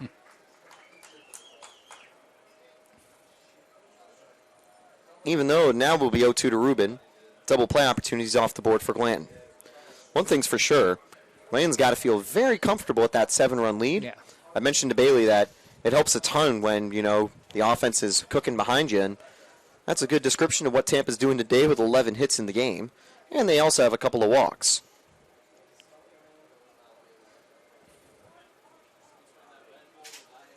Time called.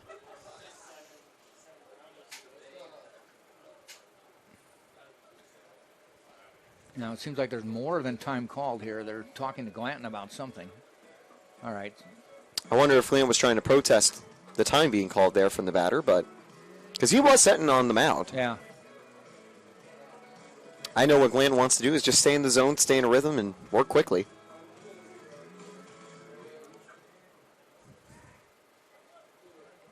And now, Rubin's ready to go. 0-2.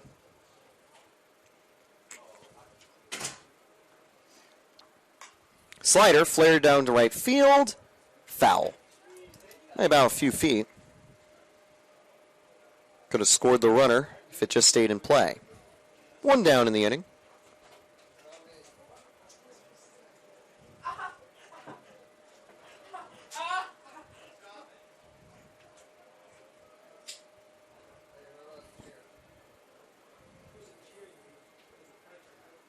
Lined up the middle. That's going to get down in center and will score the run potentially.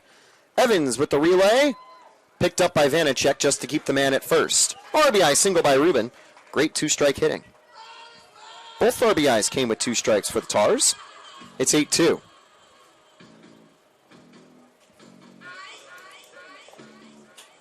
That'll bring up Colin Hughes.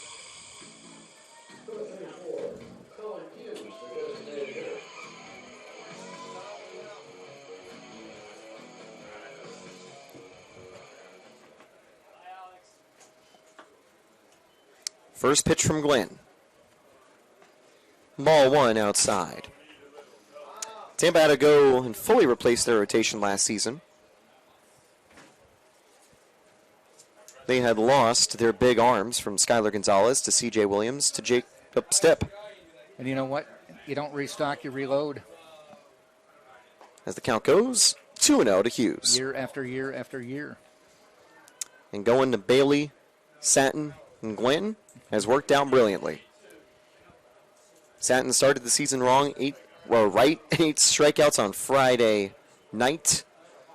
Bailey cruising to open the year as that one's hit to second. They'll get the force at short, and Ponce holds it. 2 down.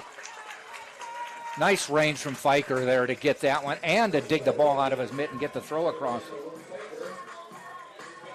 Great plays to now bring up Michael Furry. And for John Luke Linton, he was a little slower out of the gates compared to Bailey and Satin, but he's been finishing the season arguably stronger, like we mentioned already, coming off of a Conference Pitcher of the Week award. Yeah, 11-2 on the year. Every Tampa pitcher, double-digit wins this season. And that's impressive when you got 3 guys in the rotation to do that. One of them hasn't lost. That one's going to be outside 0-1.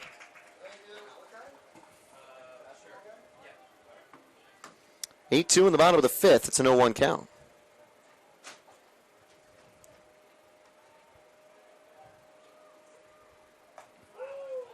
Oh, and 2. Just clipped the corner that time on the slider.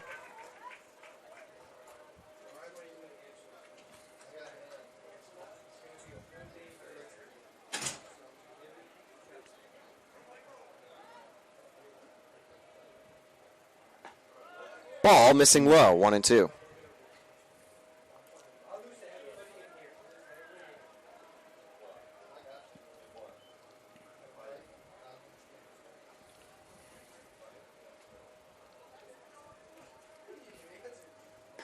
Missing, 2-2.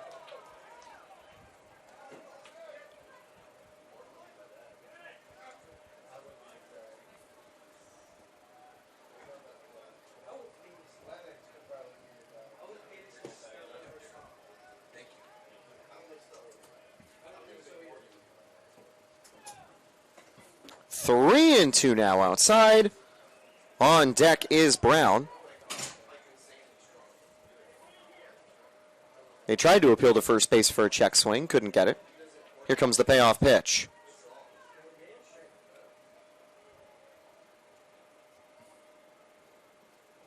Runner will move. Got him looking. Yeah. Furry won't be able to challenge that call. Inning over. 4 strikeouts now for Glanton. 1 run comes home on 2 hits again. But they leave 1 man aboard as Tampa holds an 8-2 lead through 5.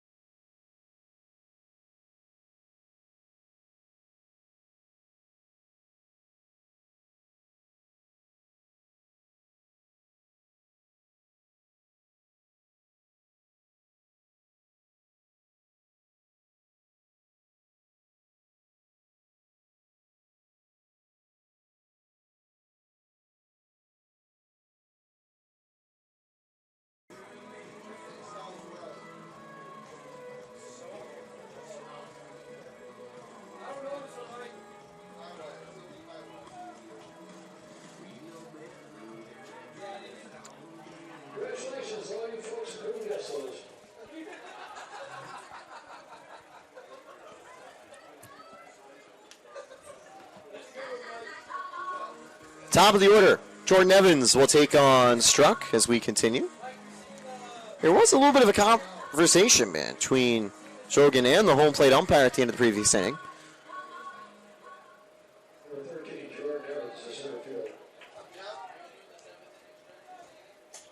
Ended well, though, as the count goes 1-0. Top of the 6th here from the Birdcage. Tampa have struck early. But Rollins have proven that these score lines aren't the most safe. Yesterday in the bottom of the 7th, or actually 2 days ago in the bottom of the 7th against West Alabama, they rattled a 6-run inning. I'm sorry.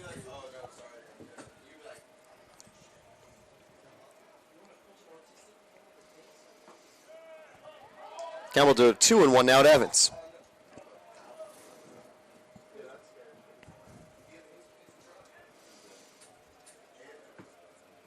And before they were able to get the rally going, they had some really good bullpen work out of a player like Struck. 3-1, great check swing from Evans. It had started with Kobe Valley going 5 2/3 with 8 strikeouts. Today, it was Seymour, 5 innings of scoreless baseball, and now Struck, beginning from the 4th, trying to match with 5 innings of his own clean baseball. Ball 4, leadoff walk for Evans. Second walk for Struck out of the bullpen.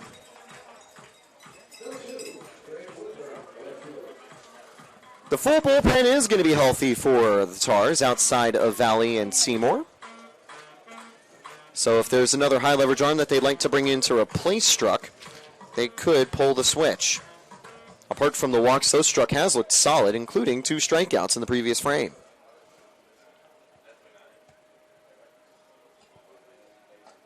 Ball 1, missing high. 0 for 3 day for Braden Woodburn.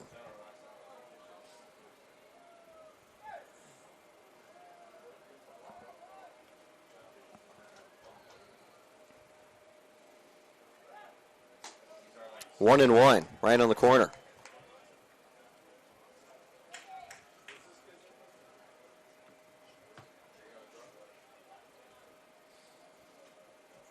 West Florida and Lee still tied at 0 over in their part of the South region. Check swing by Woodburn, runner stays put. That'll advance the count, 2-1.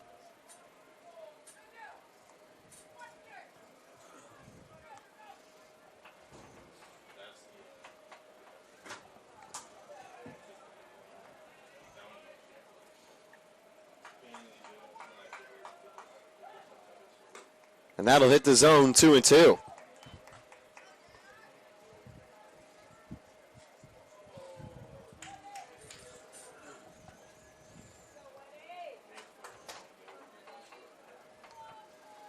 Small lead for Evans. Will Tampa send him? There he goes. Woodburn gets under this one. It'll be in range at the warning track. Brown is there, 1 down. The shadows are present on the baseball field, but a little less so. I think it's a little cloudier this afternoon. That benefits the Tars and also helps out the players with the heat ever so slightly. 1 on, 1 down for Uruguayan. They'd like to get a high pitch count quickly against Struck. Last time up, Uruguayan went yard. Strike 1.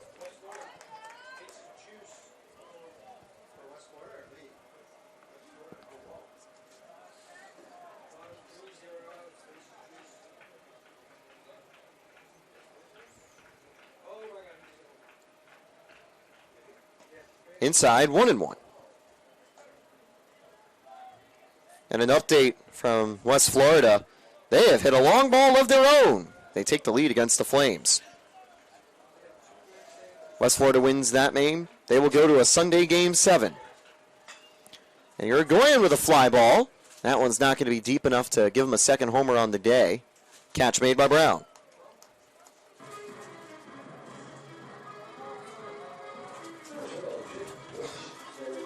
Two down for Jake Brooks. 2 flyouts from Struck after a leadoff walk.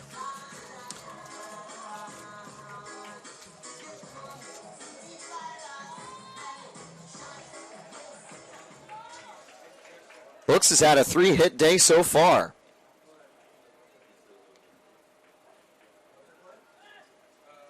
Strike 1. Singled right after the grand slam.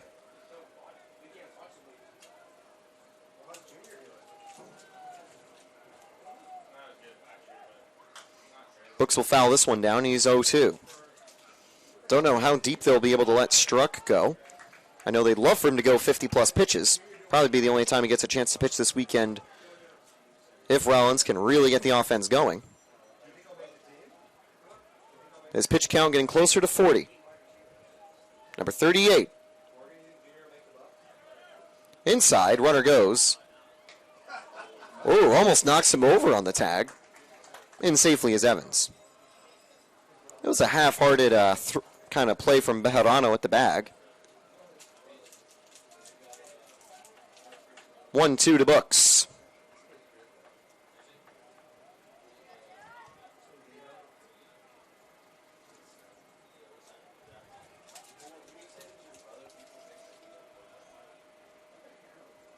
Swing and a miss in the dirt. Strike 3 called. Inning over. Third strikeout for struck out of the pen. Another Tampa runner gets aboard. Another Tampa runner gets stranded. 5.5 played. The Spartans.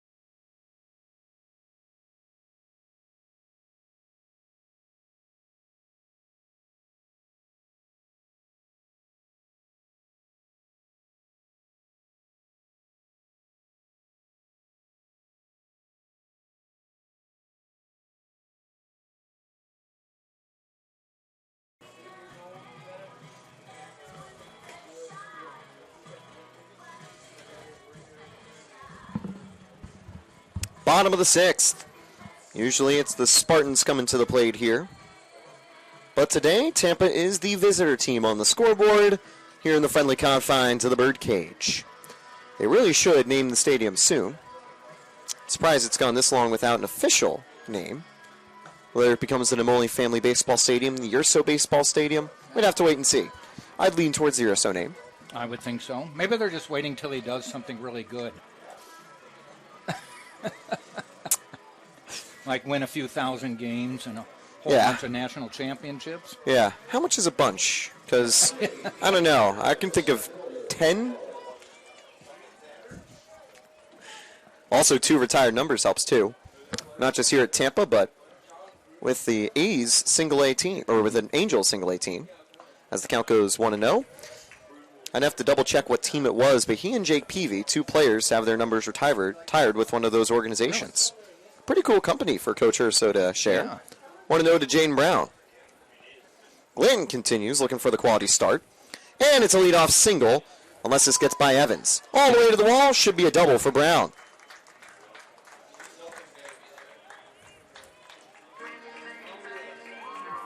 .86 pitches for Glanton on the game.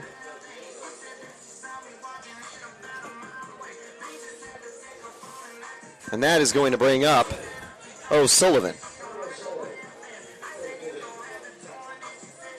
Singled back in the second. He was a master at getting on base in the previous game.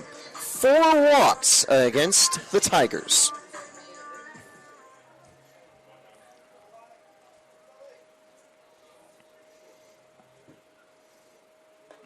Ball 1 missing high.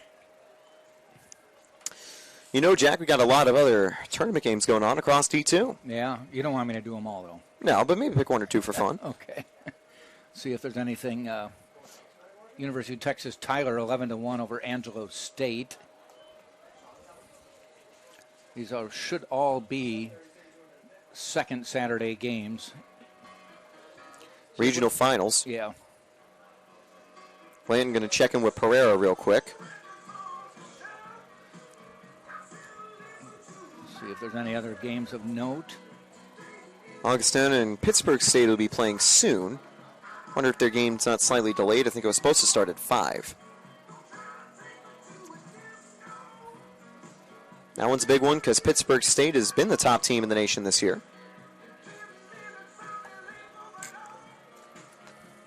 Tampa ranked 2 and 3 all season long. Yep. Yet did not get the number 1 seed in the regional. Rollins, meanwhile, have been up and down the polls. Most recently 11th. They went as high as 7th, as low as receiving votes in the preseason. But ever since week 1, they've been nationally ranked as the count goes 1-1. Or 2-1.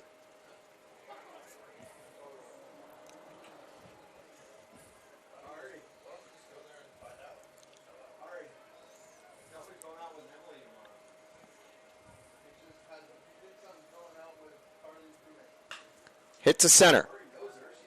Evans is there. Runner tags up. Evans throw offline. Oh. Good throw, though, from Evans. Might force Rollins to think twice about running it on next time. You were asking about some other games. I can tell you that the number 1 seed, North Greenville, is losing to Francis Marion, the 5 seed, 4-0. That game is in the 3rd. That's part of the Southeast region, just a little bit further north than here. Otherwise, there's no major upsets going on.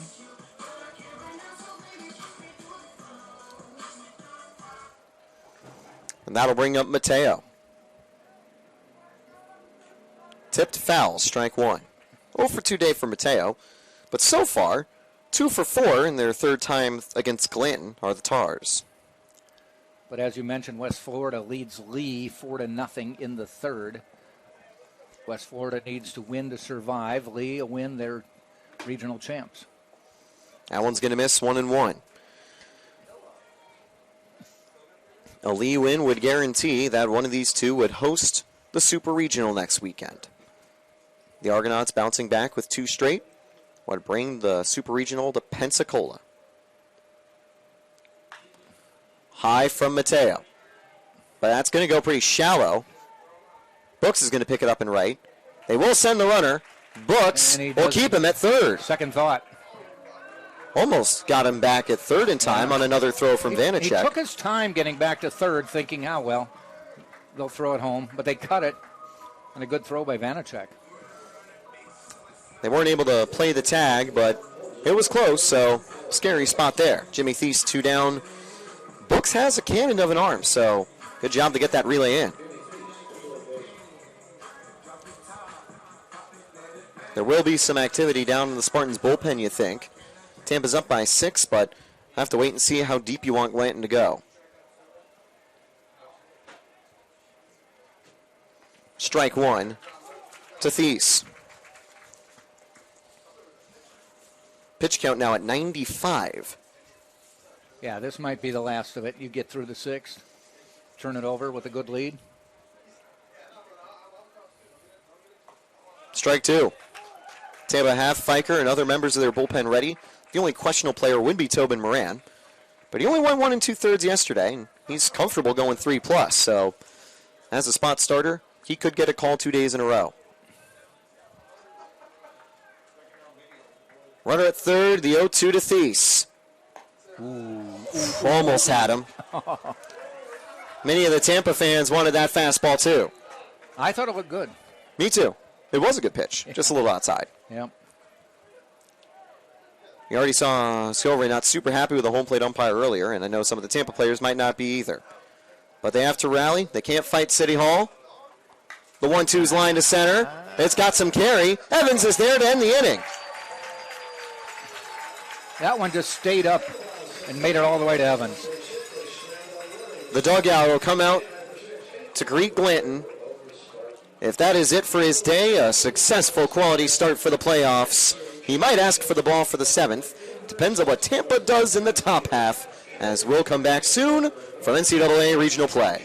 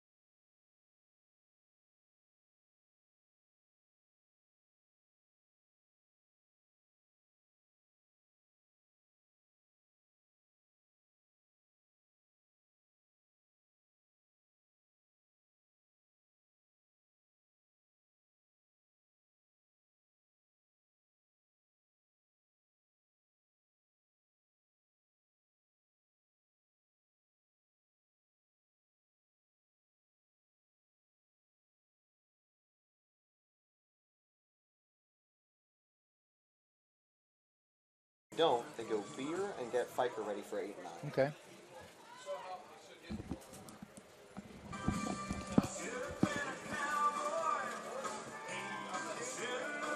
Deans, Bejarano, Rubin awaits for the bottom in the lucky 7th, but Tampa gets started in the top of the 7th. Vanacek, Ponce, and Pereira. Struck will continue. Very nice out of the bullpen so far. Strike one. Vanacek RBI single in the second. Gave Tampa the early lead.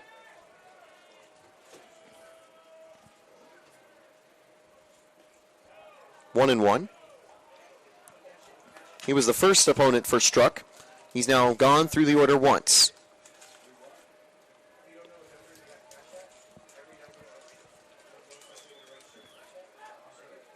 Swing and a miss, 1 and 2, and I actually forgot to tag you back in, Jack. Finish the inning. Makes sense. You owe me the half inning. I do owe you one. 1-2 on the way to Vanacek. Guess we're so used to this being the bottom of the 6th, usually. True.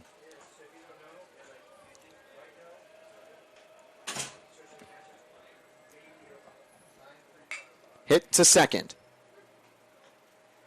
One down. Ruben O'Sullivan quickly. And over 40 pitches so far for Struck, but he's looking fine. He's had multi-inning appearances left and right for the Tars this season. That'll bring up Ponce.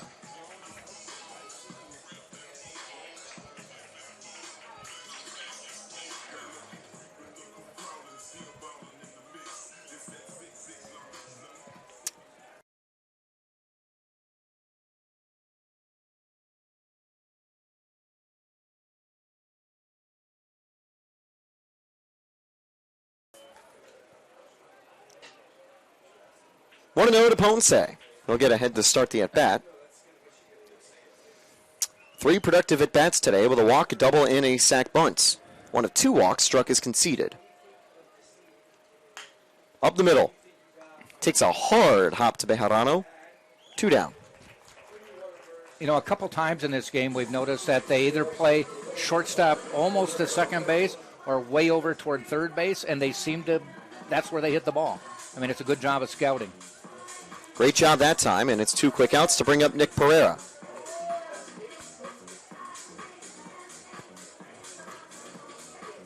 Now they've got shortstop back in a normal shortstop position.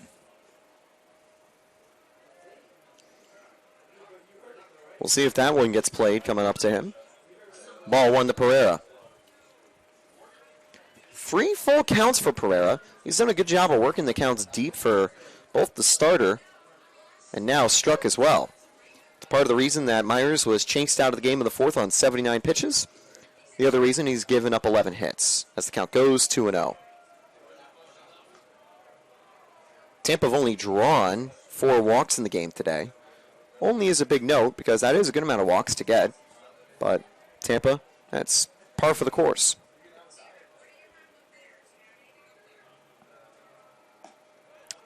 Two and 1. Yeah, not a lot of walks, not a lot of left on base either, just 5 for each team. That has been very promising for the Spartans, as that has actually been a big problem for them this year.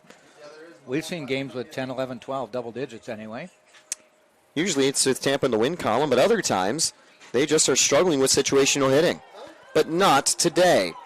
They've capitalized with some good situational hitting in the 3rd and the 5th, clearing the bases with a grand slam from Irigoyen. Getting back-to-back RBIs from Pfeiffer and Martinez in the 3rd or 2nd. And it'll go full for a 4th time today for Nick Pereira. On deck is Luke Pfeiffer. And you know, there is a chance that Pfeiffer will have to pick up the glove. He could get a chance to close out the series. Yeah. We'll see if Blanton comes back for the 7th. And it's ball 4 to Pereira. Close on the fastball. The inning continues. No hits, 3 walks allowed for Struck out of the pen. But he's cruising. Feels they've had just people kind of lingering in the bullpen for 2 innings plus, but Struck has shown no signs of slowing down. Give credit to him, Seymour, and Valley for having great long outings out of the pen for the Tars. Their highly trusted arms from Coach Skorin as that one's popped up and right to the first baseman, O'Sullivan, inning over. And so it's 3 1/3 complete for Struck. 7 innings down, on to the lucky 7th for the Tars. They trail by 6.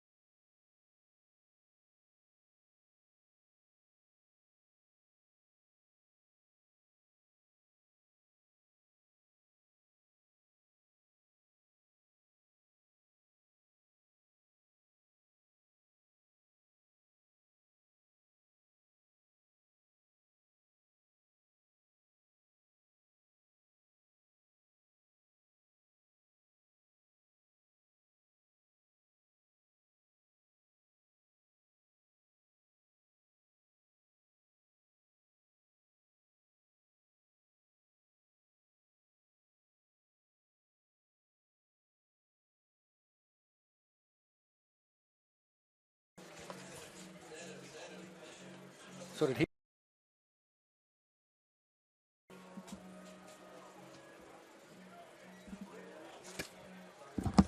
So let's head to the bottom of the 7th, Taylor. Indeed, Jack, and we'll tag you back into the game. Okay. John Luke Land continues. By the way, Tampa's got 6 2/3 out of Satin, 7 2/3 out of Bailey, looking for another high-quality start, and at the very least, every single Tampa Spartan has been able to go 6+.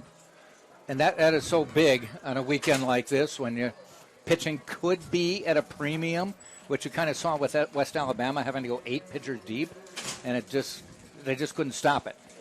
And that's a big thing for Rollins, you know. They're not having that problem. Over there. They have been very good with their bullpen this weekend. And as Sweet Caroline plays over the PA, I'm sure the umpire's not super happy about Mike delaying the start of the inning. Hey, the ump's running in. He's like, umpire's like, knock it off. He gave Mike a couple lines, and he's like, okay, let's play baseball. That's it. You're lucky we let you do it. Was he complaining more because of the singing or the song, do you think? Oh, it's 100% the singing. Love Mike, but, and listen, even as a Yankees fan, you got to appreciate Sweet Caroline. Yes. It's a banger. A quick swing and a miss there. The umpire just finally had enough of it. Mike is our PA announcer, normally does basketball, filling in this weekend. He thought, hey, let's give the fans something to react to. He was also present for regional softball a few times, and one time he actually did get a warning from an umpire about something he did over the PA. Wow. But I think it was Tampa favoritism potentially, which, you know what? That's fair. He's a big Tampa fan. Well, you know, again, I'm the king of insignificant trivia. Yes. A number of years ago, probably close to the year 2000 or so, at a, I'll tell you after this, ground ball, fielded Ponce, 1 up, 1 down. At a Clearwater Threshers game, though they may have been the Phillies at the time, they had an organist instead of a PA, or along with the PA announcer, and they didn't like some of the calls. The fans were getting upset with some of the calls by the umpire, so the organist started playing Three Blind Mice because there were 3 umpires, and the umpire kicked them out of the game. I think I remember that story. Kicked the organist out of the game. You got to be careful if you're part of the staff up in the press box. You can get ejected. Yeah. We're usually safe on the broadcast. Yes. They don't listen in during the game. But we're always kind of the umps. Yes. Fouled off. Maudi Bejarano, shortstop. 8-2, Tampa on top. Bottom of the 7th. Swing and a miss. Flynn still got good stuff with over 100 pitches in the game. 98 in the 6th.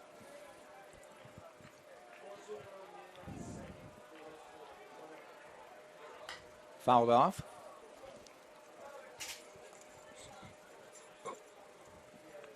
Speaking of having good stuff, what about that Jacob Mizorowski for the Brewers?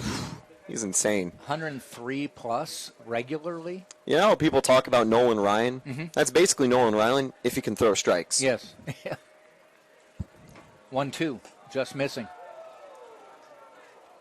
I mean, the dude is averaging like 101 on that fastball. Yep. He's got another 80 grade slider. Yeah. And a curveball that moves like at 88. And that slider moves 97. It's like, yeah, cool. If you can't keep up 103, here's a 97 slider. Ball 3. Only in his second year. They brought him up about this time, maybe even a little later last year, and he still made the All-Star game after 1 month. I think it was more of a kind of fan favorite pick. Alternate to fill in. Yeah, he was ground ball. Guns it across is Martinez. But I would agree that All-Star nod as an alternate was deserved for Mizorowski. This year, he should get his flowers as a true vote getter. Yep. The NL has got some crazy pitchers now. You know, you've got Christopher Sanchez, who's comfortably been the most underrated guy in baseball. Yoshinobu Yamamoto, who I called his no-hitter 2 years ago back in Japan with. Paul Skeens, don't need to say anything else. Yeah. Other than he's with Pittsburgh. And Sammy Peralta. Yeah. Yeah. Although he's a reliever. And he plays in Coors. Strike. Joey Rubin, top of the order. That's where I would have loved to say Anthony Nunez, because he is doing closing outings for the Orioles, but he's in the AL, not the NL. Yep. But another proud Spartan. Gotta love it. Glanton thought he might have had strike 3. It's only an 0-2 count. Yes. He was walking off the mound, or he stumbled. Excited to see what future Spartans get to the majors. Wow. That one doesn't get the call. And we got to congratulate Drew Earhart for his playing days may be done, but he's now the bullpen catcher for the Red Sox, which is a good move. Smart decision. You know, that kind of move sets you up for some sort of coaching moving upward. I know Earhart, the entire Earhart family, his brother Zach too, beloved within the Red Sox organization. So it makes sense. You know, Earhart, a guy everyone loved down in Pawtucket, so they're like, you know what? Let's bring him up to the majors and get the team back on track. Tap foul.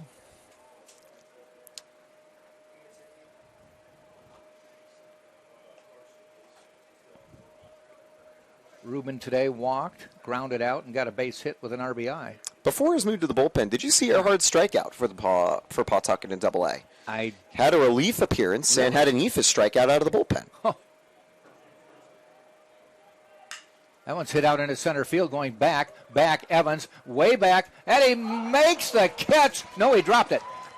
He bounced off the wall, heading for third. Now he drops it, and they're going to hold the runner up. I think he might have had it in the mitt, but when he hit the wall, it bounced out. That was such a tough ball to get to. Great drive from Joey Rubin. Straight away center field. All Evans could do is try to get to the point to make the catch.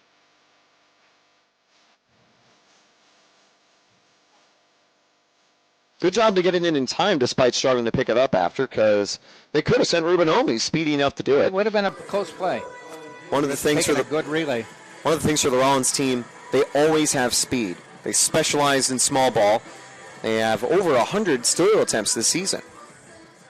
And pretty much everyone in the lineup has at least 5. Good pitch for a strike. Colin Hughes.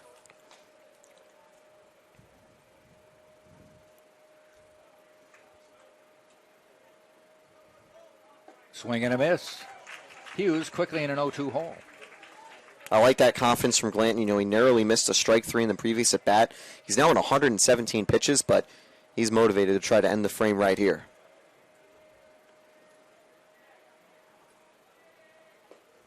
Just missing low.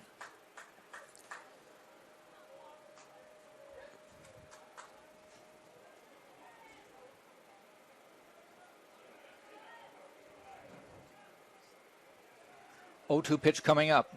Glanton to Hughes. Inside low, 1-2. 2-2 now.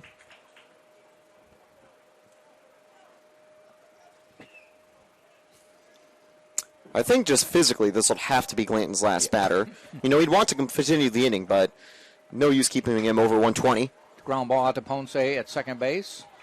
And that will be the third out and probably the end of the line for John Luke Glanton. What a performance today, though. Rollins just 2 runs and 7 hits. Spartans with 8 runs, 11 hits. Top of the 8th coming up. Spartans will be up at the plate right here on NCAA.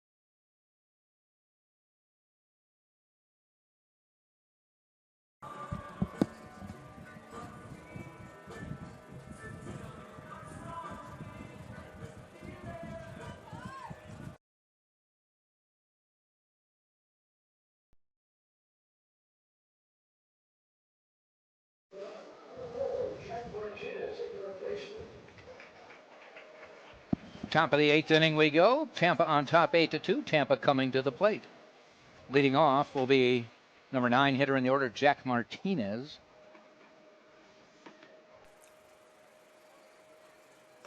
Off-speed pitch from Struck. Swing and a miss. Martinez 1 for 3 in this game. Second inning with a base hit and an RBI. Part of a 3-run first. That's given the Spartans a lead. They haven't given up. Struck's been stellar out of the bullpen, though. He's over 50 pitches, but cruising. The problem is he came in when it was 8-1. Nice pitch there, swing and a miss. Struck with the strikeout. Strikeout number 4 for Struck. He has walked 3. Top of the order, Jordan Evans. Base hit, hit into a double play, base hit, and walked.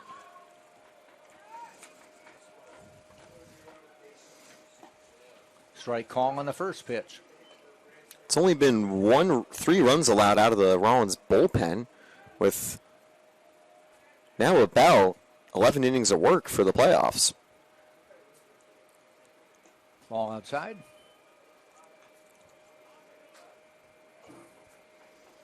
Actually, scratched, I think, 15 innings work for the playoffs. So they've been efficient. Makes it even more impressive, yeah. Oh boy, he is just fooling him right now. Off speed there, ahead 1-2 now.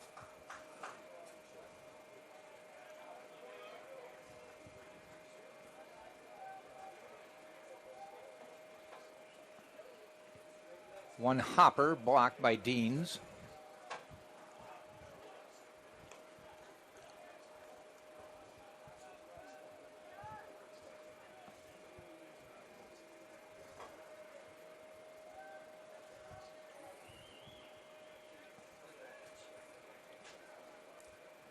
Two on the way. Ground ball, just foul.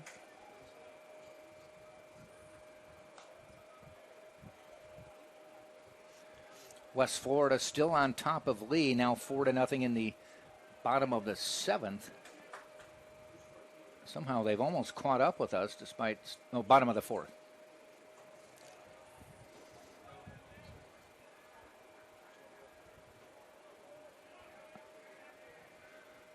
Two again, and that's popped up.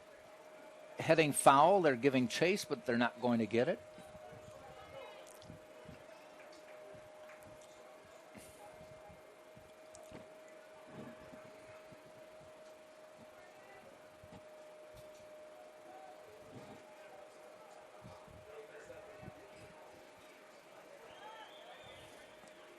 Struck. Fires outside. Evans able to hold back. And it's now 3-2.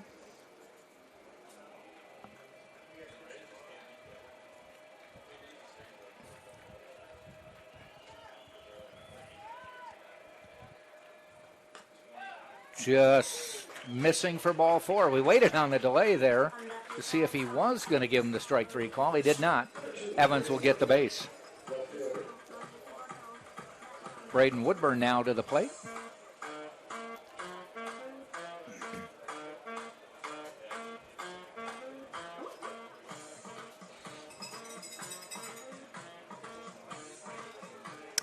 Four walks, 4 strikeouts. No hits allowed out of the bullpen for Stark.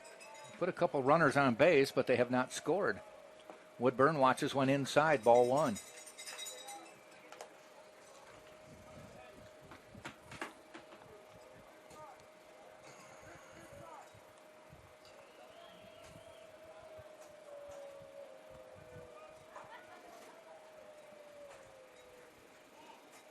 Swing and a miss. That one was a little bit outside, but Woodburn offered.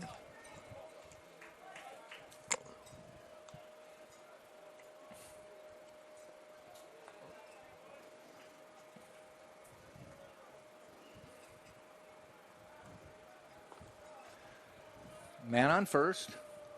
1-1 pitch to Woodburn. Watches that one go right down the middle, strike 2.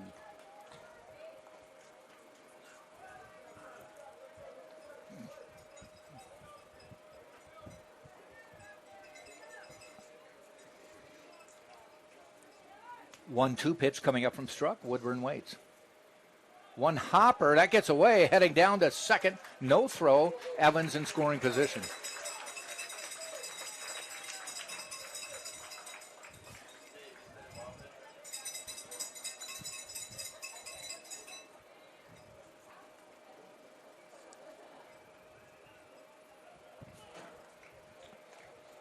Struck now has a man in scoring position. 2-2 to Woodburn. That one's hit out into center field. That may get all the way to the wall, giving chase. Off the wall. Evans is going to score. Cruising into second is Woodburn. Had to wait. I think that stayed in the park and didn't hit the fence above, the screen above the fence. And that drives in a run and makes it 9-2. They would have scored Evans anyway from second if it was a ground rule double.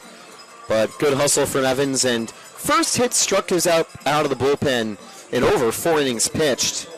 They do have some players to throw up his arms, but he never did. They do have some arms ready, and they might make a move, but still, Struck looks comfortable despite being in for so long. And crazy that it's only his first hit that Tampa's been able to rattle off him after getting 11 in the first 4 innings. Now 9-2, 9 runs on 12 hits. And another runner in scoring position with 1 out, and Joanna Irigoyen looking at ball 1.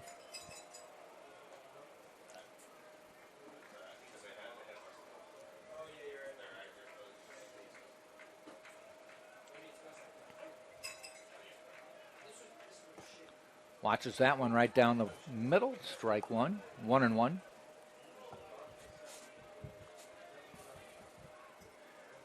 Irigoyen with a towering grand slam back in the 4th. Ground ball out to short on a couple hops, bobbles it. The throw still gets him, moving Woodburn to third.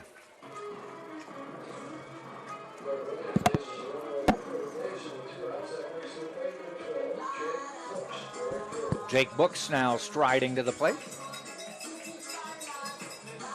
And looks like maybe a pitching change coming up, yes. I think they're going lefty-lefty here. Yeah, they want to take advantage of Books' left-handed hitting. So, running in from the bullpen. I thought I heard number 5. Let's see if that is, in fact, someone we should know about. I can get some info on him if not. David Austin, a left-handed pitcher, a junior from Coral Springs, Florida, went to South Florida State. We'll take a break and be right back after he warms up.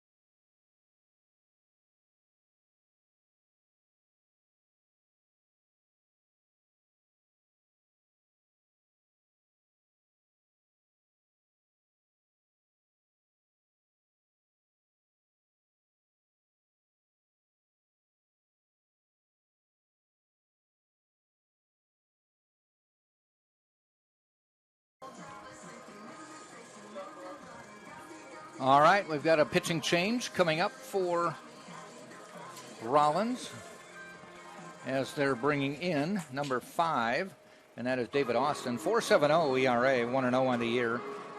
This will be appearance number 14, all in relief. 15 and a third innings pitched, 14 hits, 8 runs, all of them earned, 8 walks, 19 strikeouts. It's a good idea to bring him in for Jake Books, and you're not necessarily saying, hey, we're bringing out or taking out our best guy that's left in the game to concede. No, you're playing the odds here, still going full force, and I like that out of Rollins, still trying to find the best matchup possible for Jake Books. Books, ground ball out to second where Ruben gathers it, and Austin does his job. We will head to the bottom of the 8th, and Tampa did post a run, and at the end of 7.5, it is Tampa now on top 9-2. You're watching right here on NCAA.com.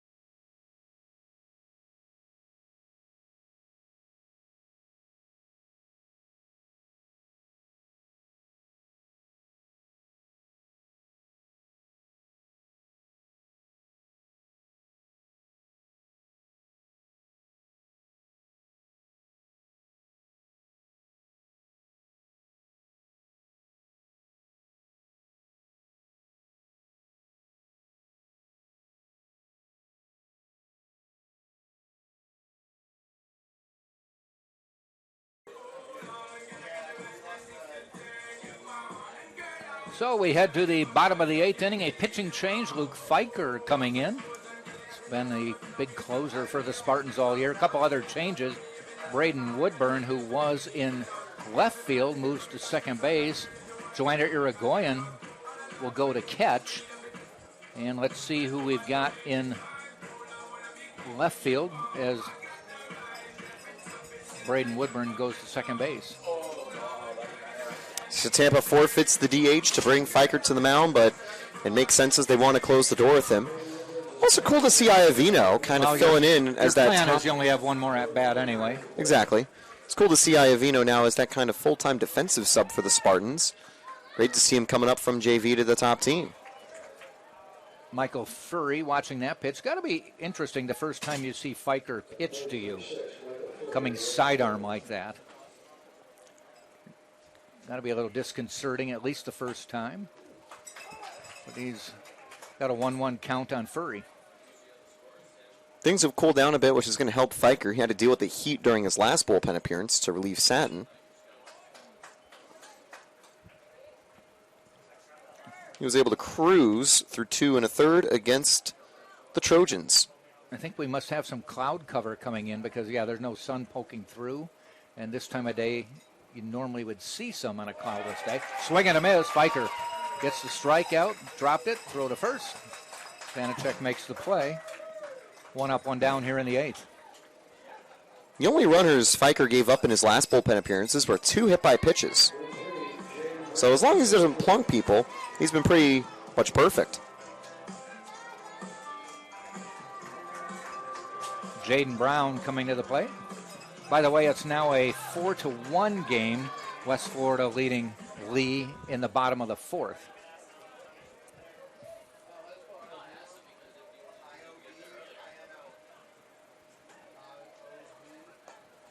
Ball just missing. 1-1.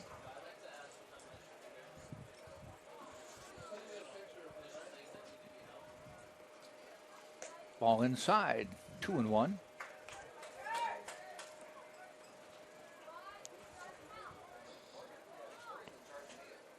Ground ball, fielded nicely by Vanacek. Couple steps over to the base, and there are 2 down here in the 8th. He started the season at third base. It took him a couple series to get on the mound, but since then, one of the top closers in the region. He finishes on the All-SSC first team. First pitch to Connor O'Sullivan is a strike. It was all the way back at the start of the season. I talked to Luke about, whether he was going to get active out of the bullpen for the Spartans throughout the year. A good thing he was. And it quickly goes 0-2. Now, we knew about Pfeiffer as a pitcher before this season, though. It wasn't like Anthony Nunez where they're like, hey, try pitching. Yeah, no, he was doing a lot of two-way work in JUCO on the mound, but he's really shown here at the D2 level with the Spartans. That one's hit out into center field, fairly deep. Backing up is Evans, near the track, but makes the catch, and that is it for the 8th inning. Spartans hold on to a 9-2 lead. Fans applauding. We'll get ready for the top of the 9th. That'll be Vanacek, Ponce, Iovino, right here on NCAA.com.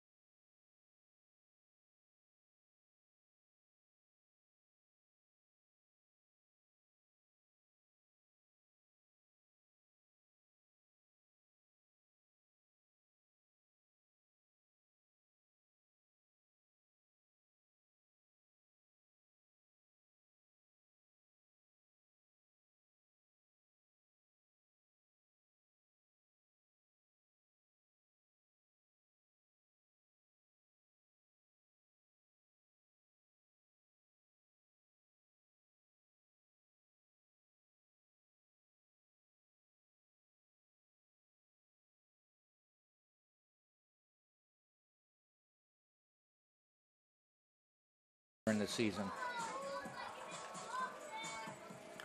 Top of the 9th inning we go. David Austin on the mound threw 2 pitches and a third of an inning last inning. First player he will face is Walker Vanacek. Be the 5th at bat for Vanacek today. Tampa 9, Rollins 2. A Tampa win. They are the South Region 2 champions, and will move on to Super Regional play next weekend at a site to be determined. The 2 sites up for bid or up for grabs right now are here in Tampa or at West Florida in Pensacola. And a base hit for Vanacek. Takes a big turn, hustles back.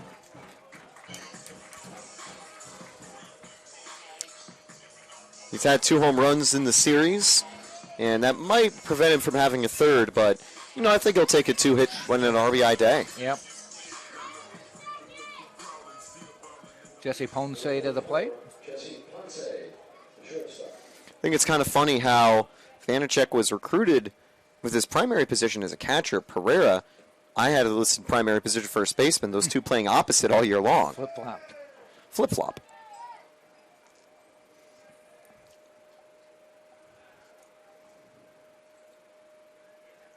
Pitch to Ponce. Just missing inside. 2 balls, no strikes. If the scoring was a tad bit closer, I think Ponce would probably bunt the runner over. But he got a chance to swing right here. Been on base twice.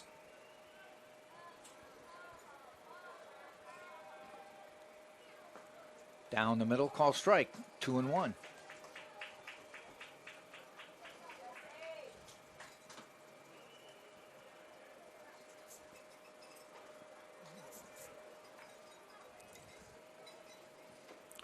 Just missing. 3-1. Spartans maybe can push over one more run. Doesn't hurt. You know, in the middle of a series, you're like, okay, you got a 9-2 lead. Don't need more. Save them for another game. Might as well just do it here. Yeah, I mean, good idea just to try to end on top and then get the full week off. Mm-hmm. Next Thursday, I believe, I think it might be 1-1-1, actually. Is it? For the series. I think it's Thursday, the first day of Supers. So it's a best-of-3 series.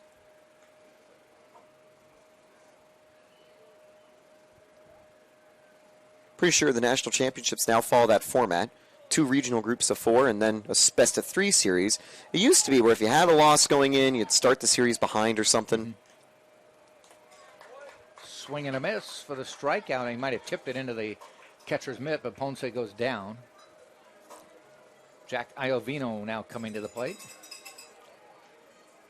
So it looks like they've moved Irigoyen to catcher. Yeah, they did. And Pereira will be out of the game.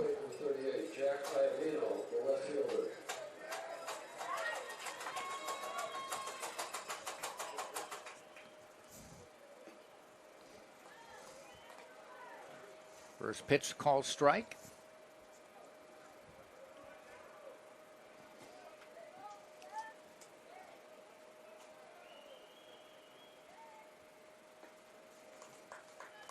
Strike 2.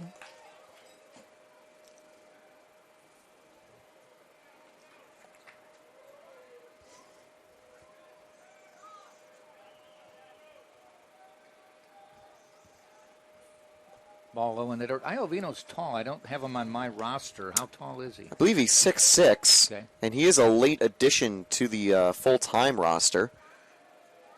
He and Devin Goldberg have been wearing the 38 from time to time.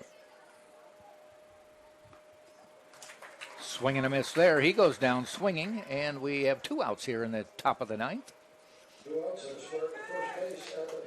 Brings Luke Fiker, now the pitcher, to the plate. Irigoyen still chasing that first career hit, but I have a feeling the 6'6" sophomore, who's been doing pretty well in JV, will get it eventually. Ball in the dirt. Fiker now pitching. 2 hits already today. Now he delivers his own run support. He already had started with that RBI in the second. Strike call. John Luke Glanton in line to pick up a victory, which would run his record at 12-2 on the year.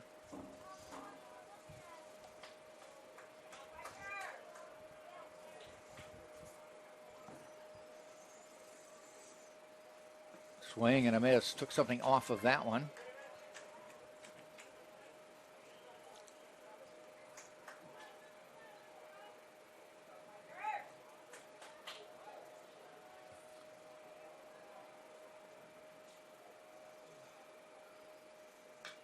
Tap foul. 1 ball, 2 strikes.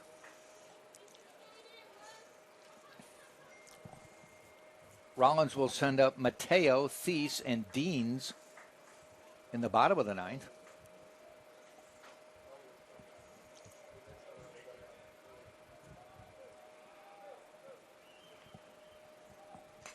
Fouled back.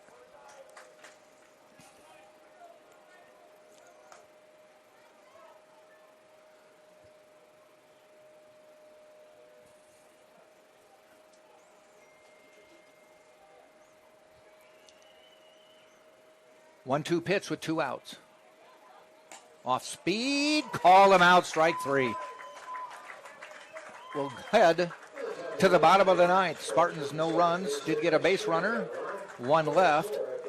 At the end of 8.5, it is Tampa 9, Rollins 2. Rollins coming up with one last chance right here on NCAA.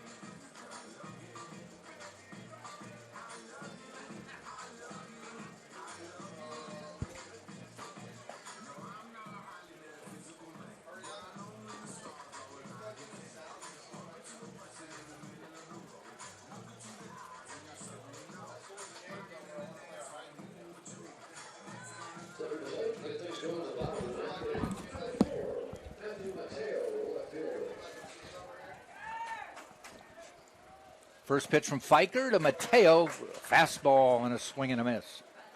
Last chance for Rollins. They're down 9-2. And closer Fiker. There's a bouncer. Woodburn. 2 outs to go.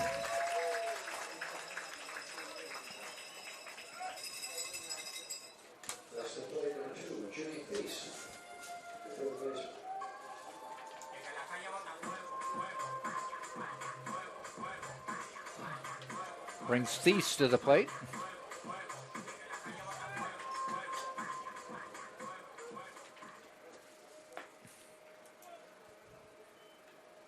Ball just missing.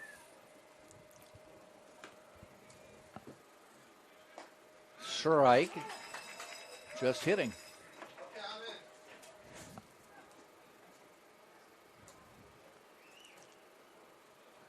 One. Missing the outside corner by a little.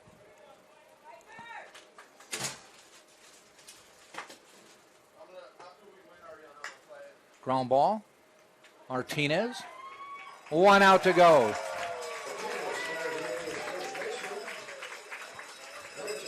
Two down here in the bottom of the 9th. Last hope for Rollins. And it will be Stephen Deans.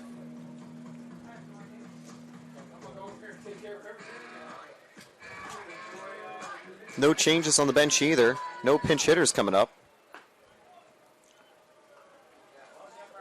Latest update on West Florida is it's now still a 4-1 game, but now in the bottom of the 5th. As things stand, they would be playing Sunday, but as things stand here, we wouldn't. Yes. Except for lacrosse. Yes, no more baseball.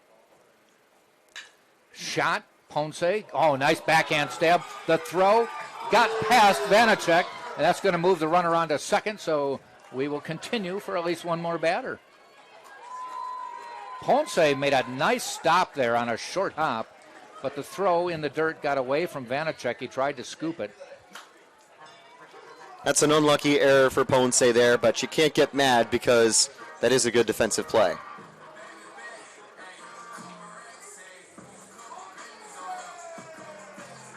But that'll bring Maudi Bejarano, the number 9 hitter in the order. Stole a base today. The only one of 2 successful base stealers for the Tars. Ground ball, this could do it. Martinez comes in, quick throw, ball game. Spartans win it. Fiker with a nice job. Pitching 2 innings in relief for Tampa. And the Spartans win it 9-2.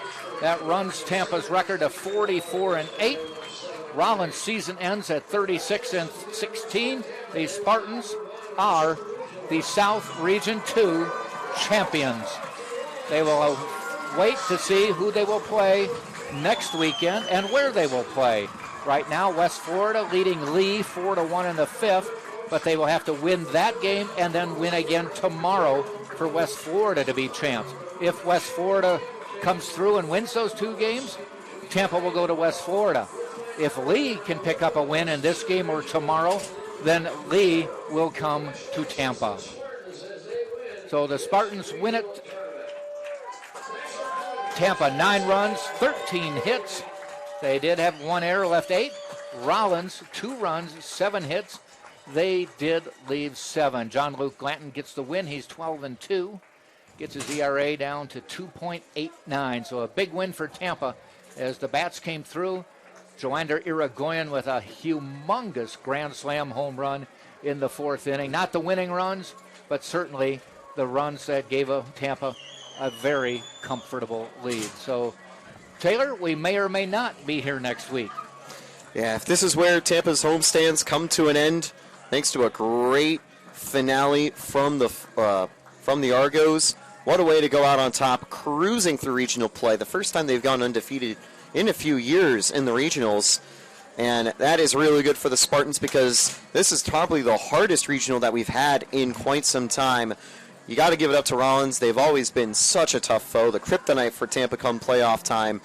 And you also have West Alabama, Trevecca Nazarene, part of a loaded Gulf South Conference. Two of the stronger teams out of that group. West Alabama, who started the year so strong in the GSC. Trevecca Nazarene, who were a thorn in the side to everyone in the playoffs, en route to barely missing out on the conference title.